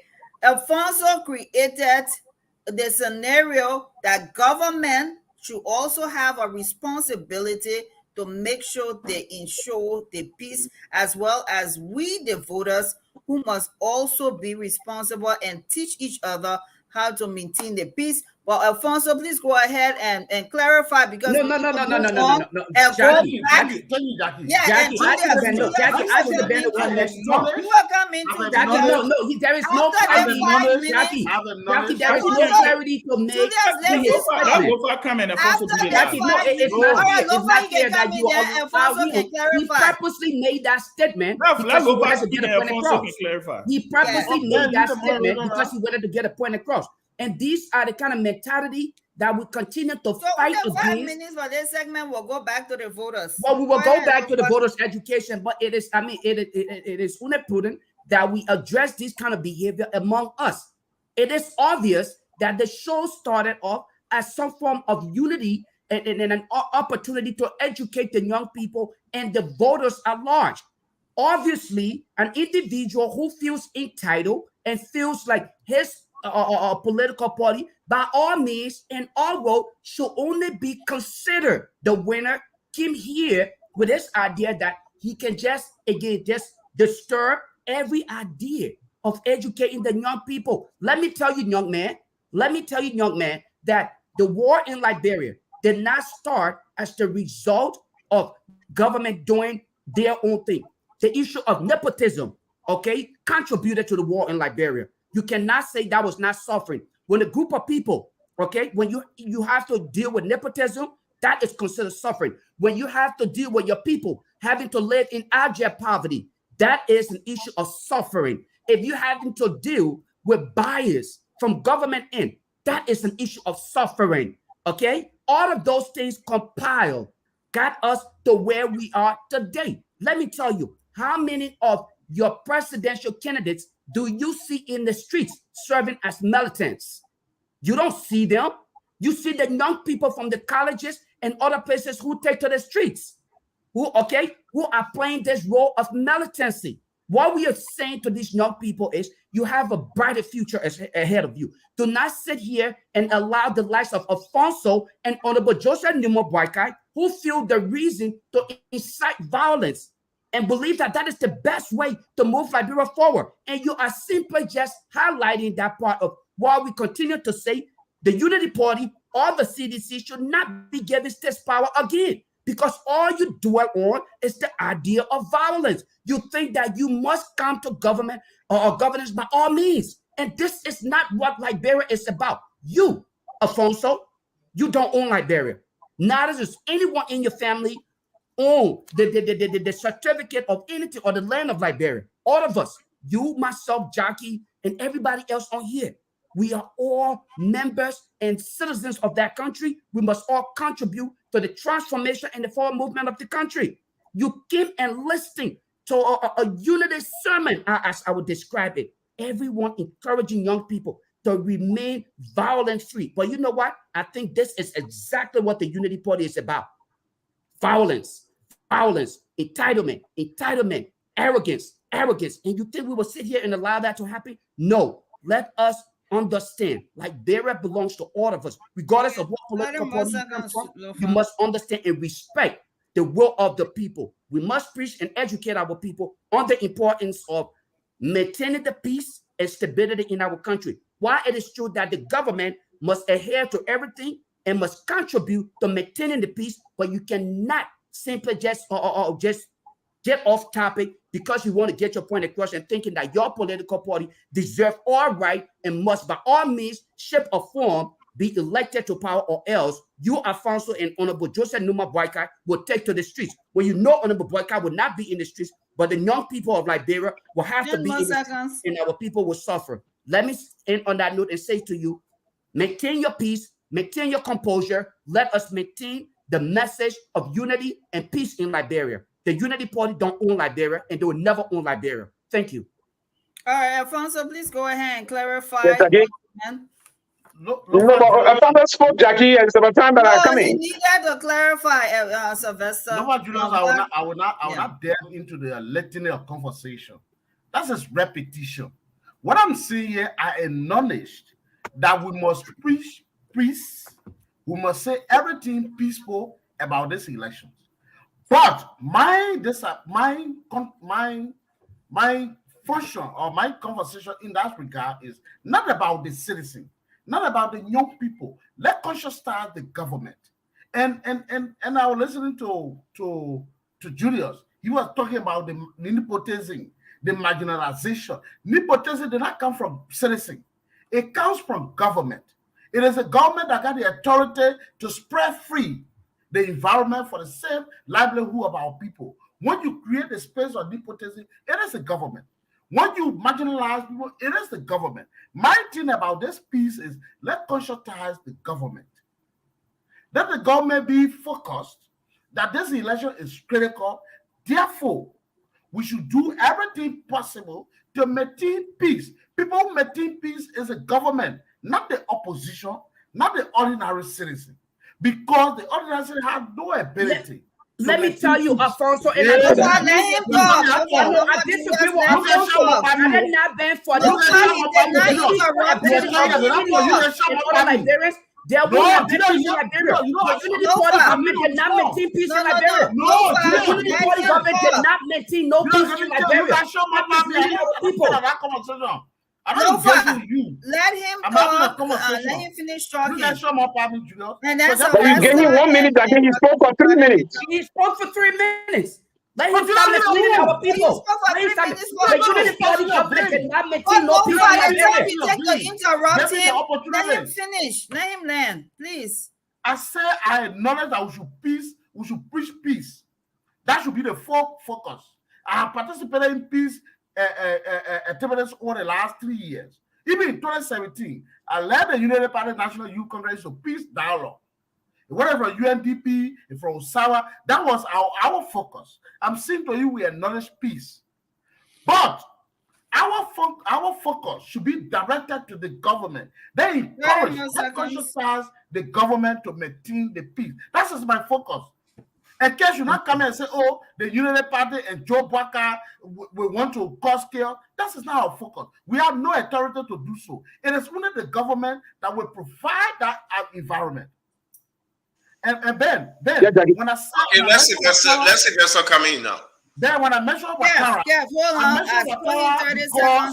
I mention Ouattara because he fought for peace. He told the audience, the abhorrent, that you're going to do the best. That's why American power and decide to change. I thought it was apples and oranges because nobody changing the constitution in Liberia. No, nobody changing it. But I'm saying exactly, Ben.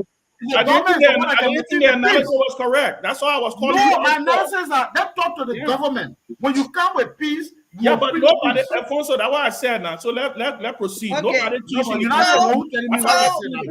We got 15 minutes to 7. So going forward for this round, everybody, please let's stay within the time. 2 minutes for everybody to talk. Sylvester, go ahead. And then Dr. Peabody. Yeah, thank you. Thank you, Jackie. We need to be very clear here, first and foremost. The government and the President of the Republic is constitutionally responsible to keep the peace, and the President exhibited that all the time. And that's why the President announced that at the 78th General Assembly, when he announced to world leaders that he's going to ensure that the state of the affairs of the Republic is very stable. There was a delicate process of power in Brazil. But what Alfonso, I vehemently reject what he just said, is not only the government that keep the peace. That's a blatant misinformation. We all, it's our responsibility to keep the peace. Wasn't the government that brought crisis in this country before? You talk about nepotism and the rest of it. Today, your political leader is carrying his son on all of his personal affairs about the campaign management process. Is that not nepotistic? Is that not nepotistic? You just spoke of nepotism just now. Your political leader is taking his son in and cry to discuss business deals. Your political leader is taking his son on all of those personal issues. So if you're talking about nepotism here, you guys are the one that are involved in the nepotistic attitude. Now, here's what. When the president went and assumed the responsibility, the government authority of this nation, what he did was to send a clear caveat out. He created the ambience. And that's why the first time. The peace message. No, we're going back to the peace message. And that's why the president exhibited the last time that this election is going to be peaceful, and you're going to ensure that the 43,000 square miles of this country are going to be protected, and everyone will be protected to go and exercise their political franchise. And I like what you did, Jackie. You read Article 1 of the Constitution. It says all power is inherent in the people. And that's what the president always, that's what the president, one of the major mantras of the president, some of the slogans that will go out is that what? Power to the people, because the president is a constitutional and peace-loving individual. Now, the government did not just relax to say these things. The government provided those necessary elements that support peace and tranquility across the country. So we already exhibited peace. We will always peace preach. That's the reason why we're not beating no war drum. That's the reason why we're not saying that bro will finish. Now, I believe that the Prime Minister was saying something last time, say, Libra will never end. And this country will always move forward. The motherland will never fall. We will ensure that this election will be peaceful. The last time I was in Lofa, what I did was to rally the young people of all the political parties from different diverse political groups. I said to them, this election is about protecting the integrity of our country. It's about time that we all move. We sat together in Zozo. We drank palm wine.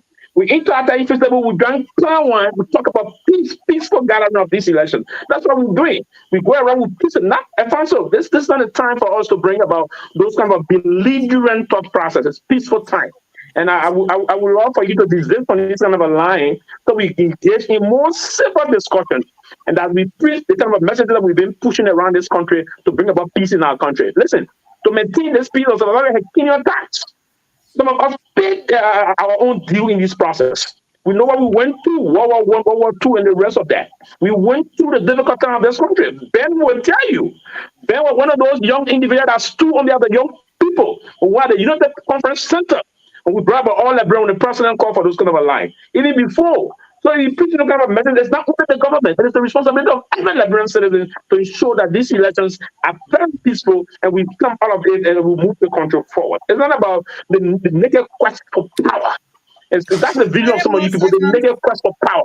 It is not that. For us, from the coalition of democratic change and our political leader, the president of the Republic of Liberia, he always will preach these kind of peace messages. That's the reason why we refer to him as the peace ambassador of this republic. And that's why the country is peaceful. That's why that's why today you will sit and democratize your own. He allow you to democratize your thought process. Everyone will speak out, talk about the elections, move to the Supreme Court. Other will go to the British. The president gave you the opportunity to do those things. It's the democracy that you yearned for yesterday. The democracy that we gave you, political pluralism, free your thought process, my brother. That's the peace president we are gave us. We are peaceful enemies, and we will remain peaceful. Thank you, Jackie. Welcome. We go to you, and then Robert. Even Jackie. Thank you, Jackie and Keff, for holding it down. I know we were out, and then we came in late, so Jackie, you got hold it down.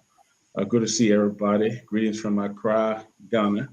Alusha, what will be about a job when if y'all win the election? Because the way you're looking like you already post like you trying to get about a job now. But let me go to the pre-did. I see what most Alfonso, you met.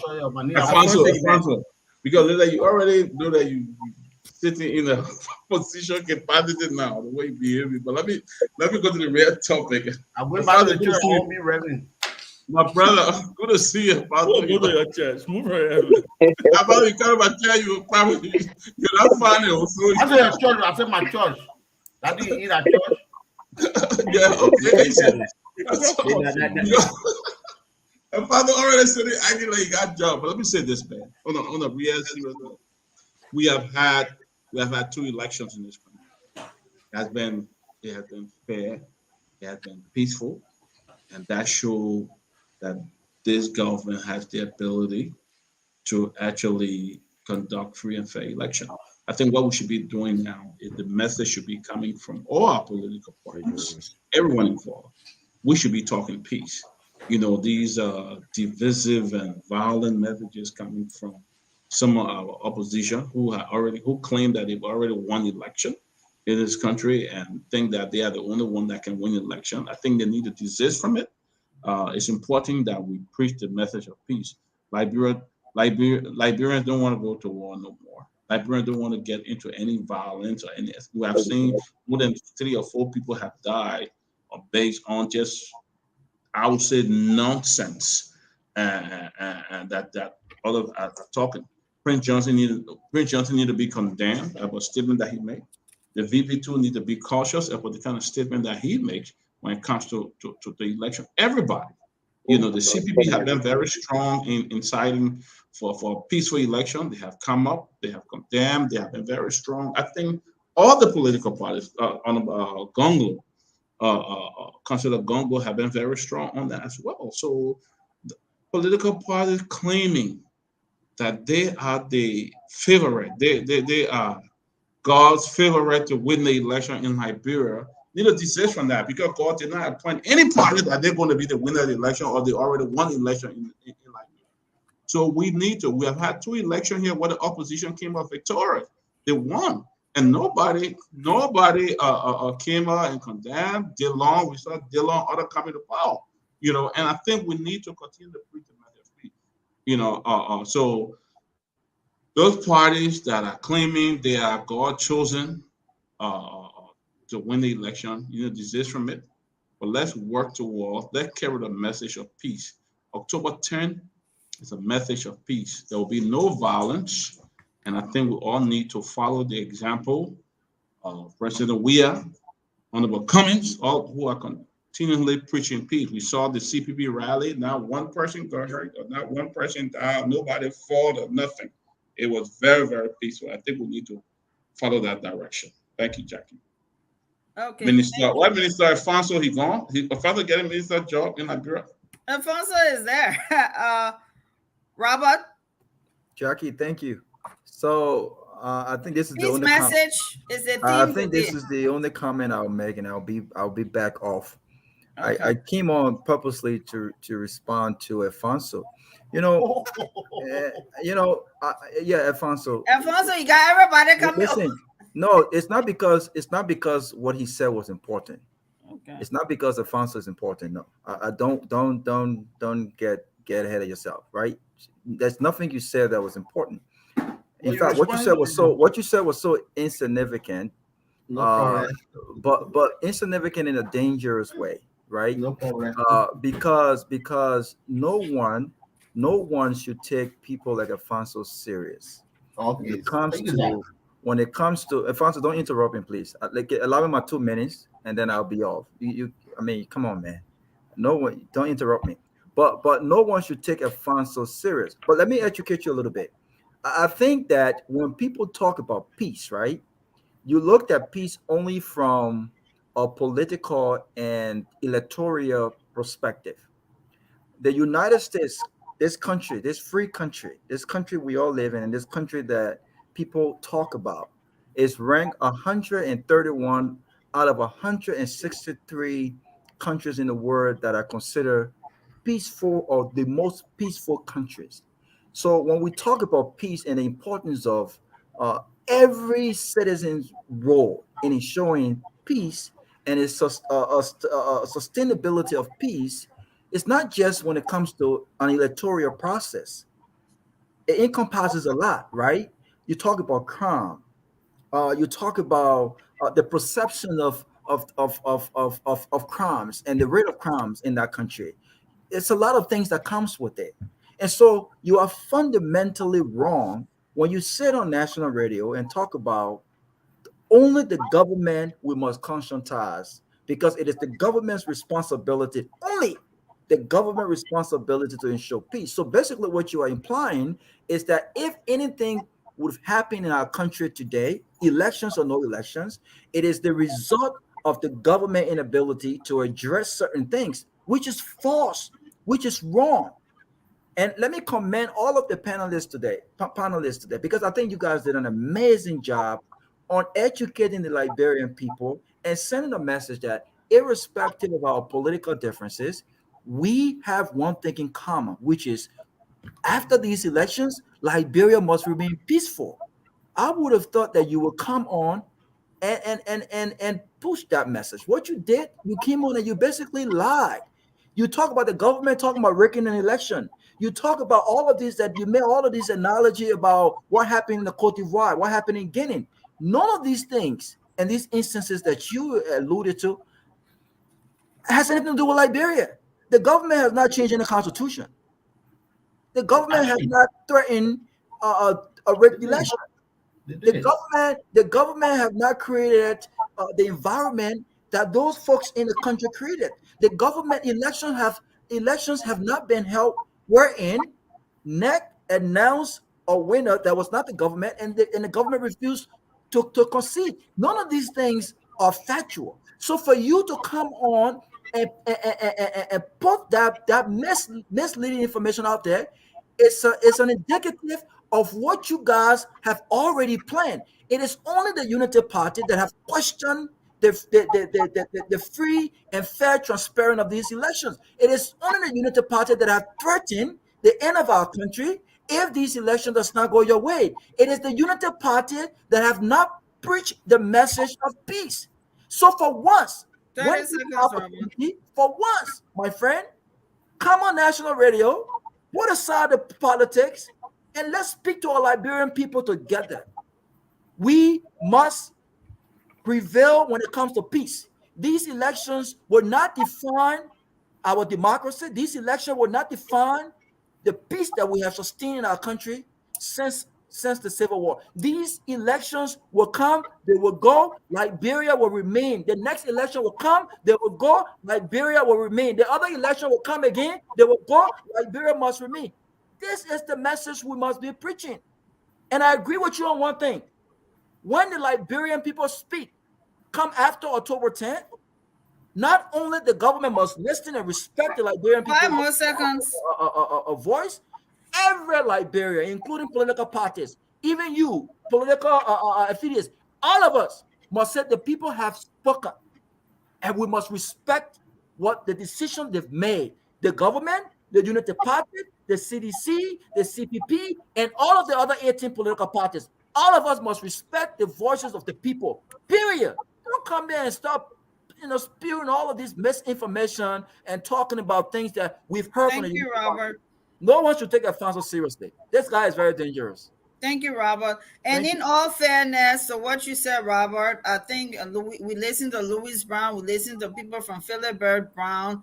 All people are calling for the same thing, saying there should be, and Philibert Brown.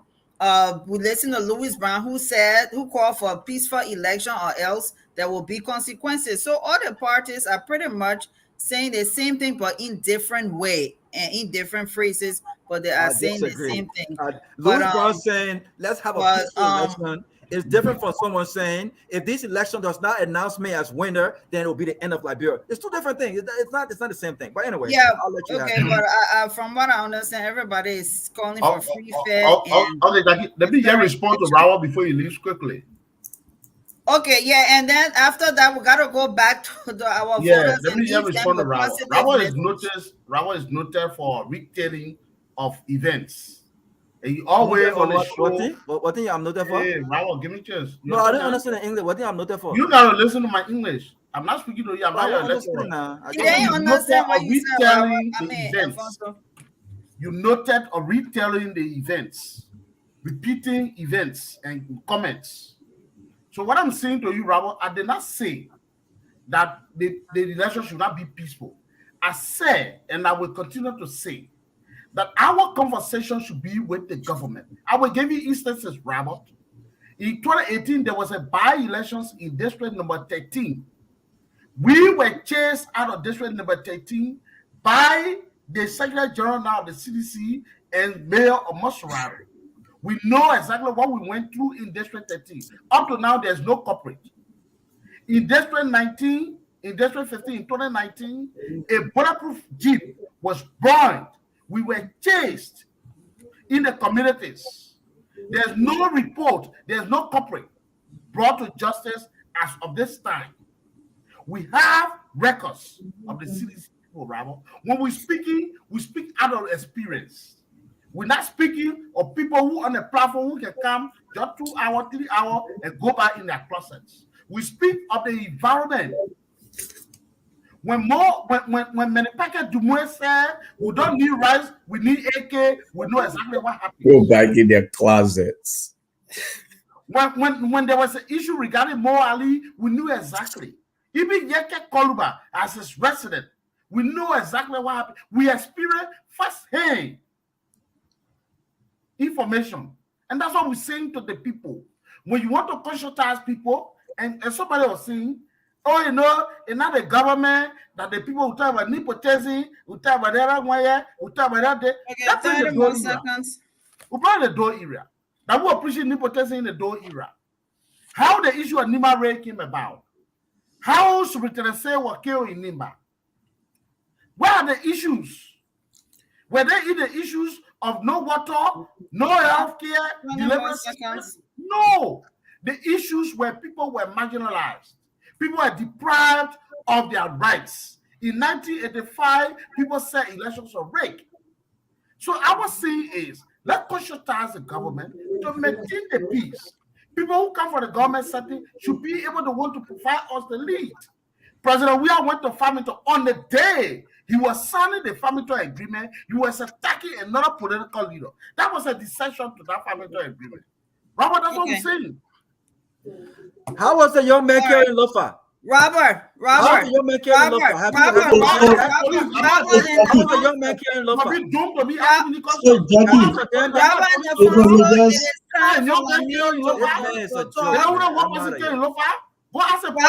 no, have you condemned that?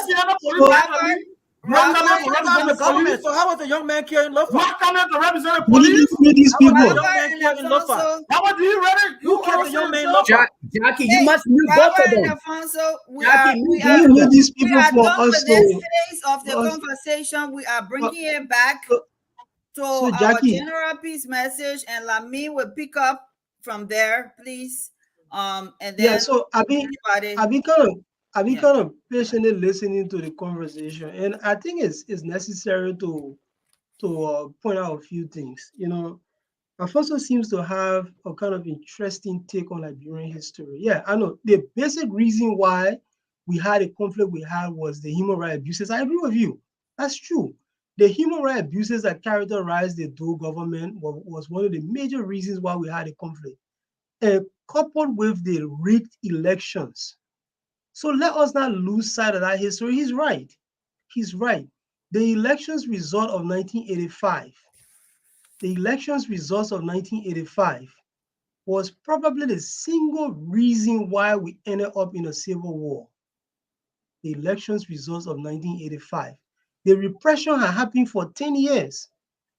But when that election thing happened and the reaction to the Kwankwa thing, it just crowned the process. Anybody who was old enough or anybody who has followed the historical context of that situation is right.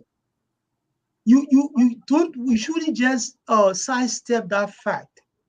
Election results have had devastating consequences on this country. And the 1985 example is there for all to see. So let us not just sweep it under the rug and accuse him of saber rattling or of calling for chaos and stuff like that. No, let us not do that. Let us not do that. I mean, I disagree with him for saying that the war did not come because there were economic issues. I mean, as far back as 1985, there was a demonstration in this country of government school students because the government could not pay the teachers. That's an economic issue. So when you have that kind of twisted, understanding of the political process, you get some right and you get some wrong. That becomes a kind of problematic for me. But I agree with him. The issue of election led us to a deadly civil war. The elections of 85. There is nobody other than the people who claim to have won that election. There is no fair person that will sit and say that election was fair. That election was never fair. That election was rigged. The ballot boxes were still out in the counties, and they sat down here and they said they were counting votes at the United Conference Center. Right after Emmett Hammer announced that result, he left the country and never came back until he died. We have to be very careful. And I also agree with Alfonso on something. The primary responsibility for preserving the peace in any society falls on the government. He's right for saying that. He's not wrong. There's no reason to come down on him for saying these things. When somebody is right for saying something, you got to give the person it. It's right. The primary responsibility to preserve the peace in Liberia in the 1980s fell on Mr. Samuel Doe and all his cronies. They didn't live up to that responsibility properly. The answer is no. That's the reason we ended up where we are. And that's the reason why I started off initially by saying that we have to make sure whatever happens in these elections, if they go right, we all should be on the side of right. If anything funny happens and we have clear evidence that something funny happens, we all should join the side that feels cheated. We should join that side. It's about us. It's about all of us. Every single one of us, as Councillor Gonglo always says, Liberia is a corporation. We should see Liberia as a corporation. Every Liberian has one share. Every Liberian has one share. Alfonso doesn't have a bigger share than me. Mr. Boga doesn't have a bigger share than me. Mr. Weir doesn't.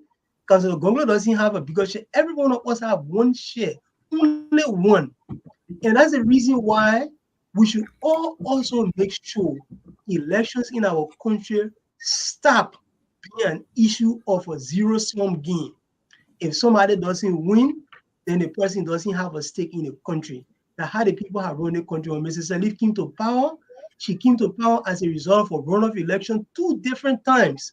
Did she rule the country as somebody who had to seek other people's support in order to win? No, she ran the country like I said that was her farm. Mr. Weir came to office in this country the same way as a result of a runoff election. He needed other people's attestation in order to win. Has he run this country as a coalition? No, he has run this country as his personal firm. We have to stop that. We have to stop allowing people to run this country like their personal firm. When they come to power, they can go into the country's coffers and do whatever they want to do. We have to stop that. That's the reason why you have all these people fighting and preparing to kill each other because of power. We, the Liberian people, have to say no. And I will tell us, I will close on this point.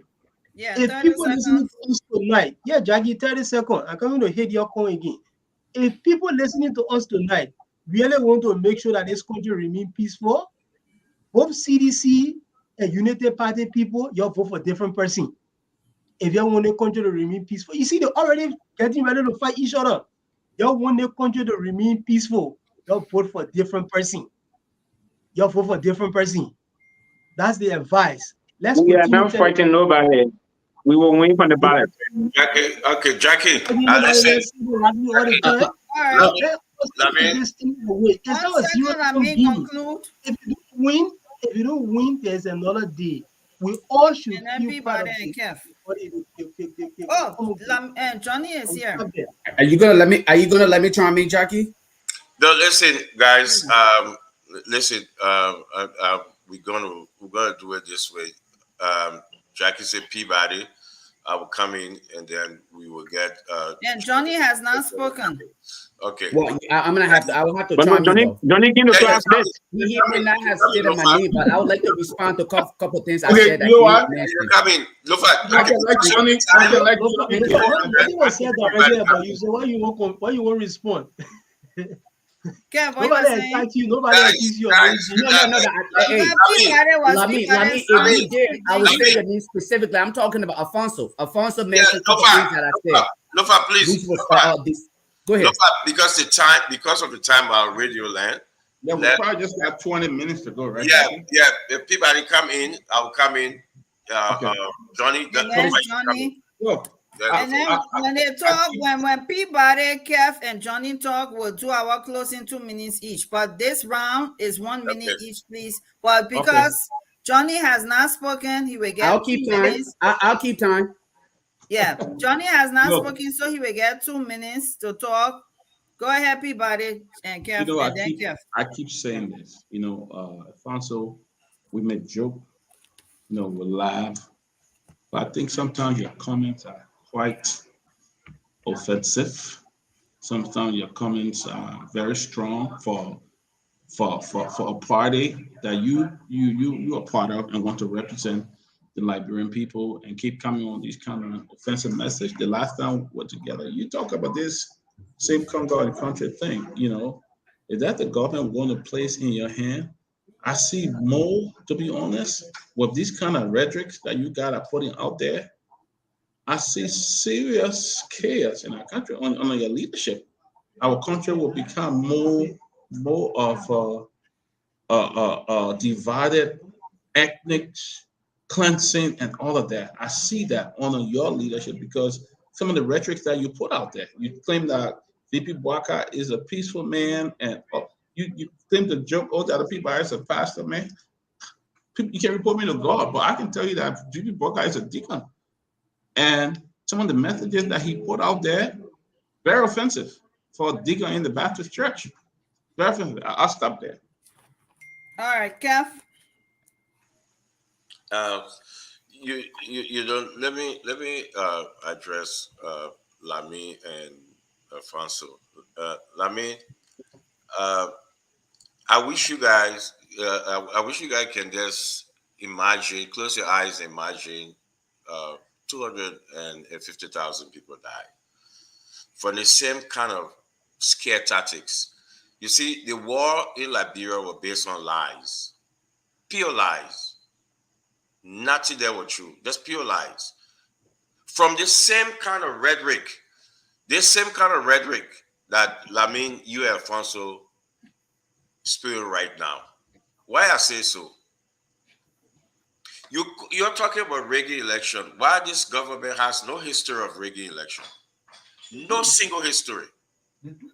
Why would you want to come out and talk about rigging election that you cannot pin on no election? You guys came together as a collaborating party. You won election around the country, all over the country. Matter of fact, Darius Dillon won twice in Montserrat. Twice in Montserrat. No single history of this government. Nobody can pin. You can talk from now to tomorrow, Lamin, as a lawyer, a counselor. a man of law. You come here and being baptized by my former network, baptize you with those lies, change your mind, and you come here talking all these scare tactics. No, it's the same network. It's the same network that you sat in. They look at Johnny. They said Johnny was a killer. Johnny who said yeah. Openly lie on him. When are we going to stop? You know, if that wartime somebody walk into Johnny's house and kill him, it's not funny. They did that to him. Don't come and talk about a rigged election with no history. And also telling the whole world today that people in the radio land, everybody, saying, I said we will rig this election. You know how many people... Sorry, guy, I forgot. Kevin, you went way over your 1 minute, bro. You went way over your 1 minute. You went 2 minutes. 30 seconds. All right, 30 seconds, and then Tony got to Hey, Jackie, I will have to respond to something that Kev said. Okay, you're doing your closing. You know what Alfonso did? It's putting me on my life, my family in danger. Because when we win, tomorrow they will say, Kev rigged this election. We rigged this election. That's how the war started, based on lies. But I will continue doing my closing. I will expand on the two, so you can go. I think Johnny need to come in. Go ahead. All right, thank you. Okay. Oh, thank you. Yeah, thank you all comrades. So it's been a while. I've been out of this show because I've been traveling around the country doing some work to ensure that Liberia becomes a better place in the future, and to ensure that we have a new Liberia. But I like the today conversation. I follow always on the radio if I'm not able to join you on the internet, but you can rest assured that I'm following this show every evening on the radio, on the Truth Radio and other stations. So this conversation today is nice that we talk about how we can keep this country stable, peaceful during these elections. Because historically, most of the countries in Africa and third world countries, a lot of them, their conflicts have always been or linked to electionary processes. So it's good that all of our stakeholders into this process, all the parties, the 20 parties contesting for presidency, and even those contesting for legislative position, we all need to make sure that we carry the message that we keep Liberian people peaceful, or keep the country peaceful. Because the level of ignorance in Liberia is high. The late President Tobo indicated it all the time that ignorance is our major disease. If we all can admit that ignorance is a problem, so we stakeholders, political stakeholders, should be careful how we speak to our people. You may be intending to say something positive, but we use a word that somebody understands it different, and that becomes the majority understanding, it becomes a problem. But in my native land, Lofa in Foya, I watched a movie to see a young man being brutally killed to the point where he was killed and he was still being, destroyed. The body was still being destroyed. That was very uncivilized. And I expect that every one of us, all Liberians, even the child born today, has understanding, must condemn such action. Because right now, as I said, I still feel that something is breeding in Foya. Even though we all are trying to make sure that those that were affected by that action do not resist, but we need to make sure that going forward until the elections and even after the election, we should continue to talk about peace, talk about unity, talk about forgiveness, and ensure that our unborn generation will inherit a country that will be peaceful, that no one will see another person as this tribe or that religion or the other religion, but see ourselves as Liberians, that we all will benefit from the God-given blessings of this country. This country is so blessed and so much rich that we don't need to have conflict among ourselves. Today, we as the president of Liberia, he has his obligation on the constitution to ensure that his government provide or a peaceful election. But that does not negate the fact that all of us, the other 19 candidates, we all also call, we are potential leaders. We are potential governments. So we need to speak as government to ensure that our followers respect the rule of law, respect the system, respect and ensure that we have citizens of this country. So I want to admonish every one of us. We may have our differences. Liberia is the only home we have to enjoy ourselves. You can imagine, on Tuesday last week, I met with my brother Sylvester in Zozo, like he was saying. I mean, I'm sure what, and he went on the show. We had, nobody knew we're from different parties. Sylvester, myself, other guys from other parties, CDC guys. We sat down in Zozo, we're enjoying ourselves, talking politics, and we're still discussing that. I was telling them that Monoma will win Lofa. Sylvester was arguing that CDC will win Lofa. And the other guys were arguing that Union Party will win Lofa. And we didn't hit, nobody hit and said, nobody took anything to harm the other. But there was a young man on the left side of the discussion that got so annoyed. Why did I say that Moniba will win Lofa against Boakai? And that young man, his face appeared so angry. And then and I remember my guy saying by me, my colleague, Elijah said, "Look, Johnny, cool off. The guy is not happy about the way you are speaking about Boakai." But my abusing Boakai, I'm only saying that we will win Nimba. I mean, we will win Lofa. So I want to appeal to everyone. So first of all, can admit we enjoy ourselves. You were there as CDC, I was there as Lino. We had other guys from UP, but we did not have the issue of fighting each other. And we all drank from one glass, one cup. We're exchanging cups for the power and the beer. And so let me admonish all of us Liberians. These elections will come and go. We will stay here. And when we make a decision, we should not make a decision based on our individual interests. Let's think about Liberia, our unborn children, our unborn generation. The one that the Moriba has always said that no one should get into conflict with any other parties for any reason. No one, nobody from Lino. As much as they will call us honor dollars, call us all kind of name, we say, okay, we agree. Let's go to the polls. Liberian people will decide who's the best candidate they want to be that leader. And whoever wins, from all the conditions, we have to accept. And now let me say one thing. We need to all hold NEC accountable to ensure that this process is fair, transparent, and credible. It's not just about us Liberians, but it's about us internationally. How would they see us? So good that since 2005, we have two elections that were managed with support from UN and other agencies. So this election, 2020 election, is more or less 90% managed and controlled by Liberian government. So this is a time to showcase who we are as Liberians. And that also goes back to our government because they are the duty bearers. So they have to make sure that they take the lead, and then the 19 other candidates will support the process of making sure that the Liberia election is peaceful. And whoever wins, we'll move on with our life for the next 6 years and work with our policy until we can get another election. So let me start here and say thank you all for holding on to this show. This show is making impact into the lives of many Liberians. It's helping them to make this decision. Today, I was in a community in Pinsville Police Academy. There are more Liberians that have not decided who to vote for. More Liberians. So all these things about more Liberians. No, I mean, Lofa is enjoying me. Lofa is enjoying the conversation, so the time has passed. So, but let me say something. There are more Liberians that have not decided on where to go because of the way things are going. And so I want to encourage the two groups that have the crowd competition, the CDC and the UP. I agree, you got the biggest crowds in Liberia, maybe 100,000, 50,000, 80,000, that's good. But let's admonish our partisans to believe that this country belongs to every one of us. Like someone said, we all have a stake in the Liberia's peace and stability. Liberia goes to war, we all will feed it.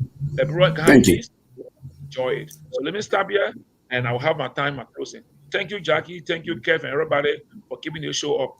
Thank you so much. And Jackie, just for clarity, I thought to give him, because you said it is his first contribution, so we'll give him extra time. That's why I thought to do that. But okay, thank you, Lofa, Julius. Thank you. So this round we're going to be concluding. Everybody get a minute and a half to talk on the conclusion for this final round. So thank you so much. I understand the AU gave a press conference. They have sent the delegation to Liberia, and they arrived and they gave a press conference recently. And the AU is led by former Deputy President of the Republic of South Africa and member of the AU panel, His Excellency Dr. Gloria Mapo Gunga. I guess that's the right pronunciation. But the AU has a delegation in Liberia to observe our elections. We know the EU is there. The Americans sent their delegations. You have different local civil society groups who are going to also be observing the elections in addition to the political parties. So Liberia election is very, very important, not just to the citizens, but also to the world at large.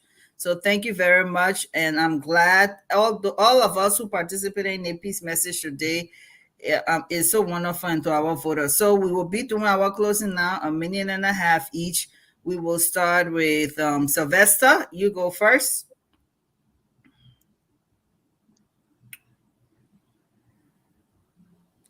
You're muted. You're muted, Sylvester. You're muted. Thank you, Julius. I would sit here today. I want to thank God, Almighty God, for this wonderful country. This country is blessed with a lot of opportunities, a lot of top brains. We are reconciliatory. We very, very much open-minded people in this country. We believe in peace. We believe in deep sense of humor. I will ask all of our political leaders and to preach the message as our president always. He is the leader of the country. He's always pushing peace and thereabout. But what he did was to assure all of the actors, because both state and non-state actors, it is our responsibility here to come together and protect this peace. And I like what part of what Lami was saying. Yeah, it is our inherent responsibility as citizens of this country to ensure we protect the peace. And that's why the constitution of this country gives the power to us, the people, right, to ensure that those things can unfold time to time in keeping with constitutional provision, if you will. Now, it is a constitutional responsibility that we go to the polls every 6 years democratically to elect our leaders. And that's what we're going to do. And so it is part of the Constitution. And I, as a citizen, we all going to adhere to the tenets of democracy. And by adhering to the tenets of democracy is the process that we will have to follow as the leader will preach. And that's what the president did when he went to the General Assembly. He said, the state of affairs of the Republic is very peaceful and stable. So let me call on all of us as we move to the polls on Tuesday. We should think Liberia, talk Liberia, and catapult the image of our country. Thank you for having me this evening. Thank you. I thought you were going to say think, love, built. Thank you, Sylvester. All right, so we're going to move. Think everything is Liberia, yeah. Jackie undercover like Palawa. We're going to move to Lami, then we'll go to Alfonso. Okay, so I think this was a very good show tonight, and I would just like to point out something about Kev. Kev, you got to be very careful how you try distorting history. The Liberian Civil War did not start as a result of a lie. Got to stop that. That's talking something terrible to the. I mean, you kind of like abusing and pissing on or trampling upon the memories of all those people who got murdered because of that terrible thing that we went through. Do not do that. The war did not start as a result of a lie. It happened as a result of bad governance. Pure and simple, period. If that election wasn't stolen, we're not going to go get to where we went. Nobody accused you. I shouldn't say nobody, but I didn't accuse you of rigging election. I said nothing about that. What I said was that it is a responsibility of the government primarily to preserve the peace. And we have to make sure the government does that. If in 1985, our government had not decided that they had to hold on to power at all costs, we're probably maybe not going to be sitting here today talking. Our country's history probably are going to be on a different footing. And we're here today having all these terrible situations almost 40 years later because of that nonsense that happened in 1985. We have to avert it from happening again. The good thing is that the 1985 elections led to the 1989 war. Thank you. You're done. The 1989, the 97 election, let me just a few seconds. The 97 elections, the 97 election led to the 1999 war. The good thing is that the 2005 elections have not led us to any war. We have to make sure that all subsequent elections in this country do not lead us to any more conflict. Let's try to make sure our country continues on his path of peace. It's been 20 Thank you. years now. Let's get another 20. Thank you very much. Thank you. All right. Thank you so much, Lami, for participating in tonight's peaceful election. And next, Jackie, let me just, if you I don't mean, mind, me, let peaceful me just, process. Yeah, yeah. I just want to say this real quick. Mhm. Once you hit your mini 30 seconds, the most I will add to that will be another 30 seconds if that is Okay, you the timekeeper. Okay. So now I'm just saying because Lami No, that's asked what I'm for an saying. You additional the time. timekeeper, so I leave it Lami up to and- you. Right, Lami and the previous contributor asked for that, and it was up to 2 minutes. So based on that, I'm just going to say anybody else, if you need additional time, it will be up to 2 minutes and nothing more than that. Okay. Thank All you. right. Thank you. Thank you, Lofa Julius. Alfonso, go ahead. Thank you, Jackie, and thank you to everybody. And I actually want to appreciate Councillor Pabo for his connection about the Liberian history. The people, I'm not against you. I always mention your name because I'm a church person. I had a deep reflection of my church activity. So every time there's a reverend when I interacting, I have the highest admiration for you. I don't hate you for that. So just know that I always notice you. Yes. I love you, Father. Father, not like a business. I be asking Jackie for you at all. Where you at? I just You been know busy. that. I just been busy with the Hey, politics. Kefi As I asking speak for to you too. I speak to you from Kakata. I'm always around the country trying to. Kev, you always told all that you win the elections by all costs. By all costs, in the denotated meaning, it means that you go out. You do undoable to win the elections. That one is English. I don't have to go look for the definition, the dictionary to talk about that. Let me tell you, some of the people rabble. Let me tell you.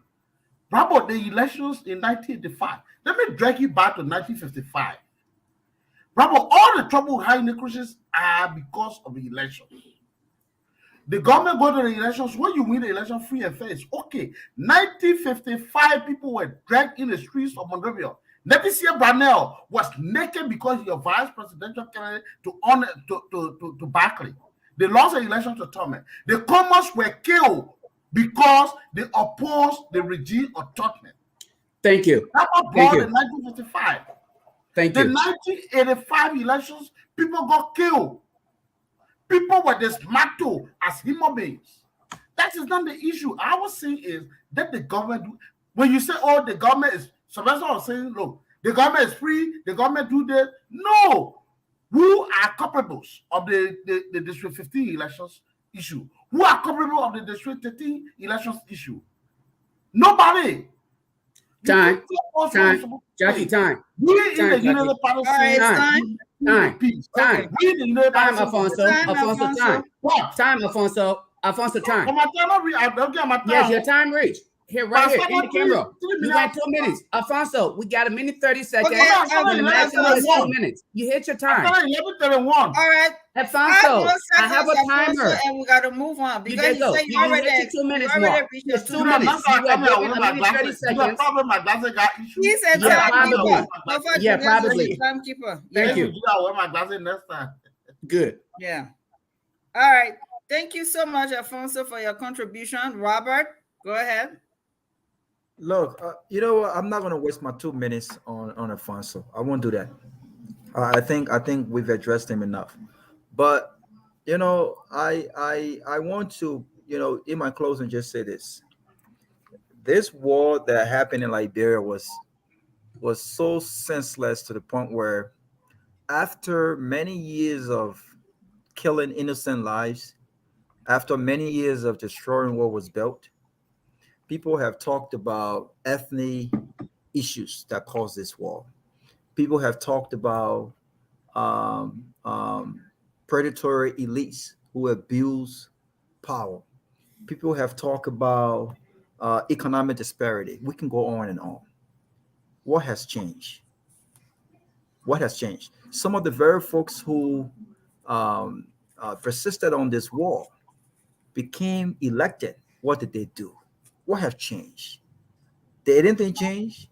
If we're talking about ethnic divide, people like this guy have come on this very radio and spew the very reckless ethnic divide without even thinking about what many people went through in this senseless war and died for. What has changed? Economic issues Have they put in place any system to avoid these things? So when people talk about only, no one is disputing the fact that government must ensure peace in the country. But it's not just government. There are greedy politicians who feel entitled to a certain power, and Right. these politicians will do everything to drag us back into this nonsense. So look, let's continue to preach this message of peace, and let's continue to debunk individuals like this guy on this platform. Thank you. Thank you. Thank you, Robert. And next we have oh, he's gone. Johnny is gone. Okay. So we now go to Yeah, I can take Johnny's time. he's coming back on. Oh, he went back off. Johnny, if you can come back on quickly, that's fine. I can take his time, Yeah, No, I mean, it's not over. We gotta go. Dr. Peabody and then Keff. And Lofa Julius. Yeah. Let me say this, man. I've been in Ghana here for the last 3 days. I was on the refugee camp where built a school there for orphanage. We were building for orphanage, and had the opportunity to. Peabody, what are you doing in Ghana? 3 weeks in Ghana. What are you doing there? No, just 3 days. Begin. I will be here 3 days, man. But what are you doing 3 days in Ghana? What are you doing there? I helped with my brother and sister in the refugee camp, bro. I was refugee year before, so I came back to where Jackie appeared that you're free. Jackie appeared that you're free. No. You see, Jackie, that what Jackie, you see your body staring? Let me say, because of the crisis, some of our brothers and sisters are still here. They were born here. Their parents died. Some folks have been here 33 years or more, and it's still a problem. Election, we want peace, and I'm sure there will be a peaceful election. And to all the Liberian people, vote your choice. Who you vote for, and you think can lead the country. If they win, we all will accept who win the election. Nobody should get on the street and fight. Liberia is tired with war. Liberia is tired. To all the Liberians, don't let anybody fool you. Let me speak Liberian. Don't let people fool you. You be going the street, then your people die, then you don't get food to eat again. All of y'all be in there. So don't let people fool you. But just make sure the party you want to vote for them, and if they win, all be happy they will make them our president. Thank you. Thank you, Dr. Peabody. Honorable Keff Hassan. Lofa Julius is the timekeeper, so he will be. Let me say this before I say something, Lofa. It's not part of my time. I just want to wish my friend and sister. Kev, this is why we are here where we are today. Why should you be treated any differently? Why should you be treated any differently? I want to wish my friend and sister Eugenia Ray and happy birthday. May God. Okay. Kev said it. Treat that. Yeah, may God continue to help us. So that's what I want to say. Yeah, say happy birthday to you, Eugenia Ray. Okay, let me say this. Lame, go and check about the Nimba raid. What happened? That's where the war started. Get your history. And what year? Because of a lot of misinformation. Check what year they talk about the lies. They say that Doe buried 200 Libanian children life on the ground. Check that lies. Check the lies that you sound like UP to me anyway. The VS vice general bearer for Unity Party, Jeremiah Kuhn, the tape there talk about they put 300 children, they sold them, Nimbadians. They sold them for $5 to Ukwen. Lies. These are the lies I'm talking about. They're bringing the same thing again. Jeremiah Kuhn is on record saying they sold Nimbadians them, but you cannot show us any of the family. Lies. They talk about buried 200 children. Lies.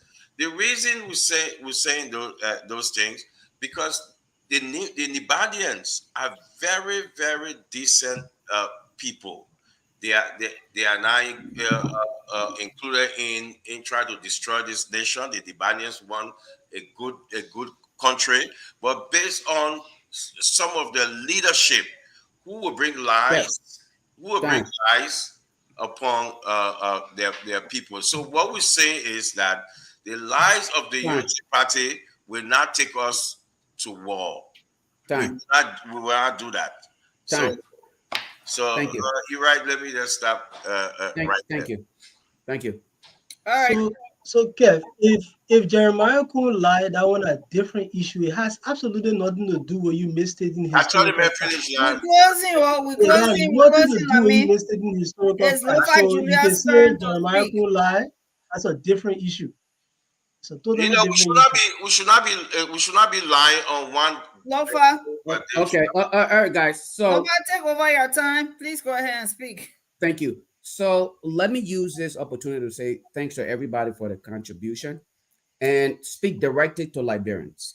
Liberians, as you can clearly see from all indications, there are two political parties here who are at neck with each other for the sake of power. The greed for power, they have ignored your plights, and it's all about what can they get. Even, okay, at your detriment, they are pushing the message of disunity. They are pushing the message of war. They are pushing the message of ending Liberia. You deserve better than that.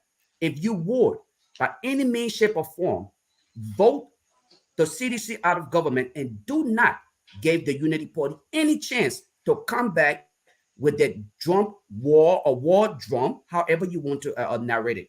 They push the message of hate, arrogance, and the worst that you can think about. If you love yourselves, you love the future of your kids, don't give the Unity Party any chance at governance again, because obviously, from what you experience or listen to here tonight, you listen to Alfonso, Honorable Boycott serve as the least to unite Liberia. Let us find an individual who can unite Liberia and bring us all together so that we can all enjoy the beautiful land of liberty that we also dearly love. But I can tell you for a mere fact, Honorable Boycott is not that person. And definitely after the last few years, 6 years, you know that President George Manawia is definitely not the person either. You have other options. You have a Councillor Tiawan Gonglu. You have an Alexander Cummings. And of course, you have Clarence Moniba, vibrant, young leader who can actually move Liberia forward. Let us not involve ourselves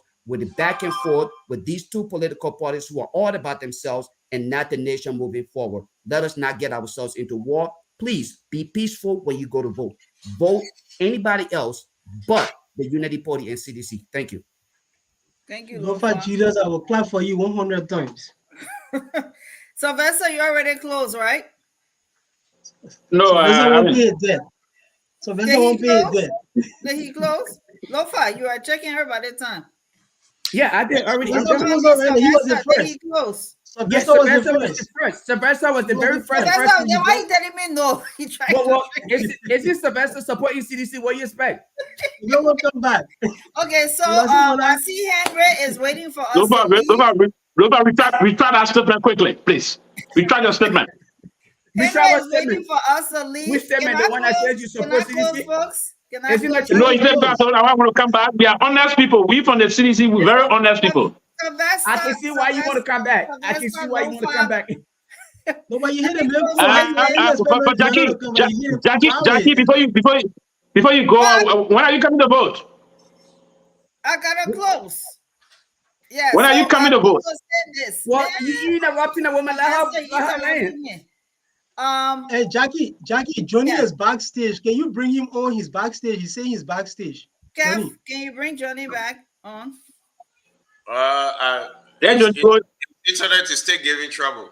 Yeah, that's him trying to come on. Johnny struggling. You can see him, but his picture not on. It's still giving trouble. Okay, so you see it? You guys see it? Yeah. But let him keep trying until we sign off. I just want to say this to our people, to all those viewers who call in today, send messages on the live field. We love you. We thank you for participating in the show today. And for me, no matter what my political affiliation, I will No always be matter a what my Liberian first. political affiliation, I will always. Johnny, yeah, I will always be.